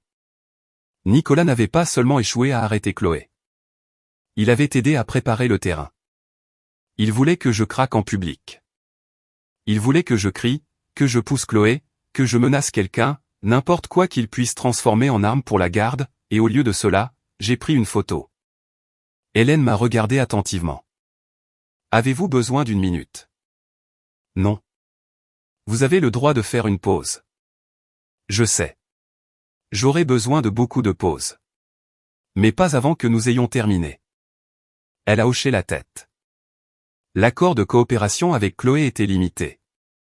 Elle voulait l'immunité contre d'éventuels procès civils en échange de son témoignage et de ses enregistrements. Hélène, je n'ai pas promis cela. Elle a seulement promis qu'une coopération véridique serait prise en compte. Cet après-midi-là, Chloé est venue pour une déposition enregistrée. Elle semblait plus petite sans le manoir derrière elle. Pas de robe émeraude, pas de robe de chambre en soie, juste un trench coat beige, un maquillage fatigué et de la peur. Quand elle est entrée dans la salle de conférence, je ne me suis pas levé. Ses yeux ont traversé les miens puis se sont détournés. Élodie, dit-elle. Non, elle déglutit. Je veux dire que je suis désolé. J'ai regardé Hélène. Hélène est restée silencieuse. Chloé a tordu ses mains. Nicolas m'a dit que votre mariage était terminé. Il a dit que vous refusiez de l'accepter. Il a dit que vous utilisiez Nathan pour le contrôler. J'ai attendu. Elle a continué. Il a dit que si vous agissiez de manière instable, il pourrait obtenir la garde et que le divorce serait plus facile. Mes doigts sont devenus froids. Plus facile, ai-je répété. Chloé a tressailli. Il m'a dit de ne pas blesser le bébé. Je me suis penché en avant. Tu as jeté sa poussette sous la pluie. Il n'était pas dedans, mais il était là. Ses yeux se sont remplis de larmes. Je m'en fichais. J'étais jalouse, a-t-elle murmuré. Du bébé, de la maison, de toi, de moi. Nicolas parlait constamment de la façon dont vous n'étiez rien sans votre père, mais il était obsédé par l'intervention de votre père. Chaque fois que votre nom apparaissait sur un virement bancaire, il devenait tendu. Chaque fois que vous appeliez, il quittait la pièce. Je pensais que si vous partiez, il me choisirait enfin complètement. Je l'ai regardé longtemps. Et t'a-t-il choisi? Sa lèvre a tremblé. Non, bien sûr que non. Les hommes comme Nicolas ne choisissent pas les femmes. Ils choisissent des miroirs. Chloé a reflété son ego jusqu'à ce que le verre se fissure. Sa déposition a donné à Hélène suffisamment de levier pour verrouiller tous les fronts. Garde, diffamation, recouvrement financier, l'enquête pour fraude. Le monde de Nicolas a rapidement rétréci après cela. Le conseil d'administration de la Fondation de la Croix l'a suspendu en attendant un audit.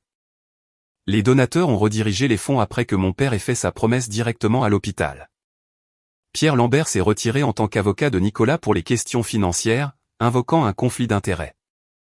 Victoire a cessé de m'appeler et a commencé à appeler de vieilles amies qui voyageaient soudain trop souvent pour l'accueillir. Nicolas a embauché un avocat plus bruyant. Plus bruyant ne signifiait pas meilleur. Lors de la prochaine audience, le juge a examiné les SMS de Chloé et a prolongé l'ordonnance de visite supervisée. Nicolas a été ordonné de suivre une gestion de la colère, de subir une évaluation psychologique pour le contrôle coercitif et de fournir des divulgations financières complètes. Le tribunal lui a également interdit de discuter publiquement du litige ou par l'intermédiaire de mandataires. Il m'a fusillé du regard de l'autre côté de la salle d'audience avec une haine si dénuée d'artifice que cela semblait presque honnête. Je n'ai pas détourné le regard. Devant le palais de justice, des journalistes attendaient parce que les murmures du gala de bienfaisance de la Lime s'étaient transformés en ragots parisiens. J'avais évité de commenter jusqu'à présent. Nicolas a commis l'erreur de s'arrêter. C'est une affaire de famille privée, a-t-il dit à un microphone. Ma femme est sous l'influence de forces extérieures pendant une période vulnérable.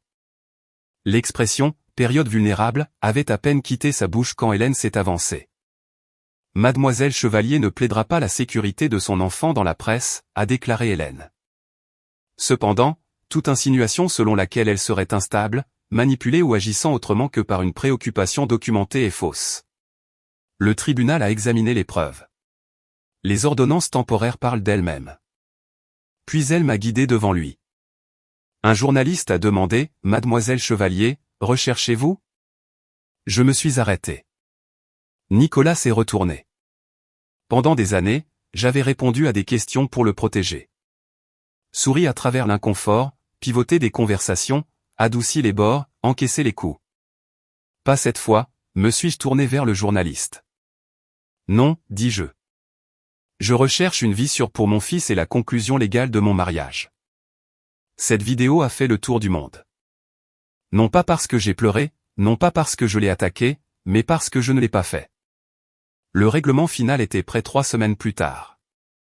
Nicolas l'a signé après qu'un expert judiciaire ait confirmé que les documents de procuration étaient très probablement falsifiés et après que les enregistrements de Chloé aient prouvé l'intention de provoquer la menace de poursuite pénale l'a rendu pragmatique. J'ai conservé la garde principale et les visites de Nicolas sont restées supervisées en attendant une évaluation séparée. Il a accepté l'ordonnance d'interdiction de contact entre Nathan et Chloé. Il a restitué une partie significative des fonds tracés par la liquidation de biens personnels, ses parts restantes dans un fonds d'investissement familial. Il a rétracté toutes les déclarations concernant ma santé mentale. Il a signé un accord de non-dénigrement avec des pénalités suffisamment sévères pour museler même Victoire. Le divorce lui-même a pris plus de temps, mais le mariage était terminé de toutes les manières importantes. Le jour où Nicolas a signé le règlement final, il a demandé à me parler seul. Hélène a dit non. J'ai dit 5 minutes, porte vitrée ouverte. Il est entré, l'air plus âgé mais pas détruit. Les hommes comme Nicolas sont rarement détruits entièrement. Ils deviennent juste moins isolés par leur charme. Élodie, dit-il, je ne pensais pas que ça irait aussi loin. J'ai presque ri. C'est parce que tu n'as jamais pensé que j'irais aussi loin. Il baissa les yeux. J'étais en colère après la naissance de Nathan, contre le bébé. Contre le fait de te perdre. Non, dis-je, tu étais en colère que je ne me façonne plus autour de toi. Il a tressailli. Chloé était une erreur. Chloé était un choix que tu n'as cessé de faire. Je sais que tu ne me crois pas, mais ça n'a plus d'importance. Ses yeux sont devenus rouges. Il me manque. C'était la seule phrase qui faisait mal. Pas assez pour se rendre, mais assez pour souffrir. Alors sois le genre de père qu'un tribunal n'a pas à superviser. Il a hoché la tête rapidement. Je le ferai. Je jure. Et peut-être qu'un jour toi et moi. Non. Je l'ai arrêté. J'ai gardé ma voix douce parce que la cruauté n'est pas la liberté. Il n'y aura pas de jour pour nous, Nicolas. Tu as planifié de me faire passer pour instable afin de pouvoir me prendre mon bébé. Son visage s'est tordu. J'ai paniqué. Non. J'ai paniqué au gris et j'ai quand même protégé Nathan. Tu as calculé. C'était la ligne entre nous. Il n'a pas eu de réponse. Quand je suis sorti de la pièce, il n'a pas suivi.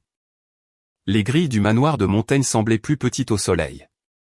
Pendant des mois, elles avaient vécu dans ma mémoire comme fer et pluie.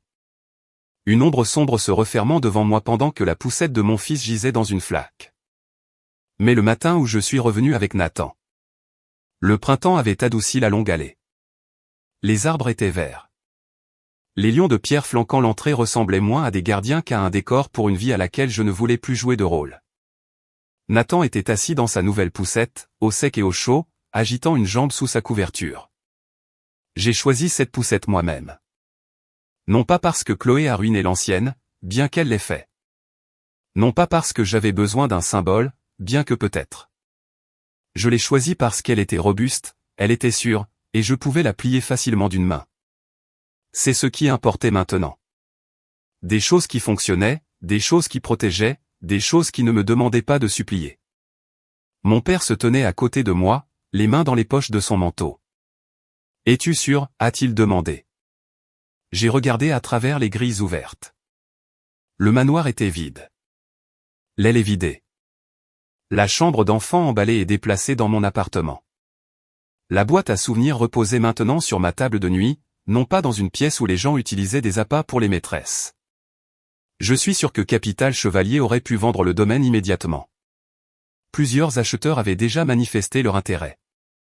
Les vieilles maisons attirent l'argent ancien, et le scandale ne fait que baisser le prix pour les gens qui croient être au-dessus de ça. Mais j'ai demandé du temps, non pas pour y retourner. Jamais. Je voulais que la propriété soit transférée à un fonds fiduciaire pour Nathan, puis louée à un centre de crise et à une clinique juridique gratuite pour femmes que la Fondation Chevalier lançait avec Hélène. Un logement de transition, un soutien juridique, une éducation financière, un endroit calme pour les femmes qui avaient besoin d'une porte verrouillée et de quelqu'un pour dire, garder les reçus et les enregistrements. La pièce où Chloé dormait serait des bureaux.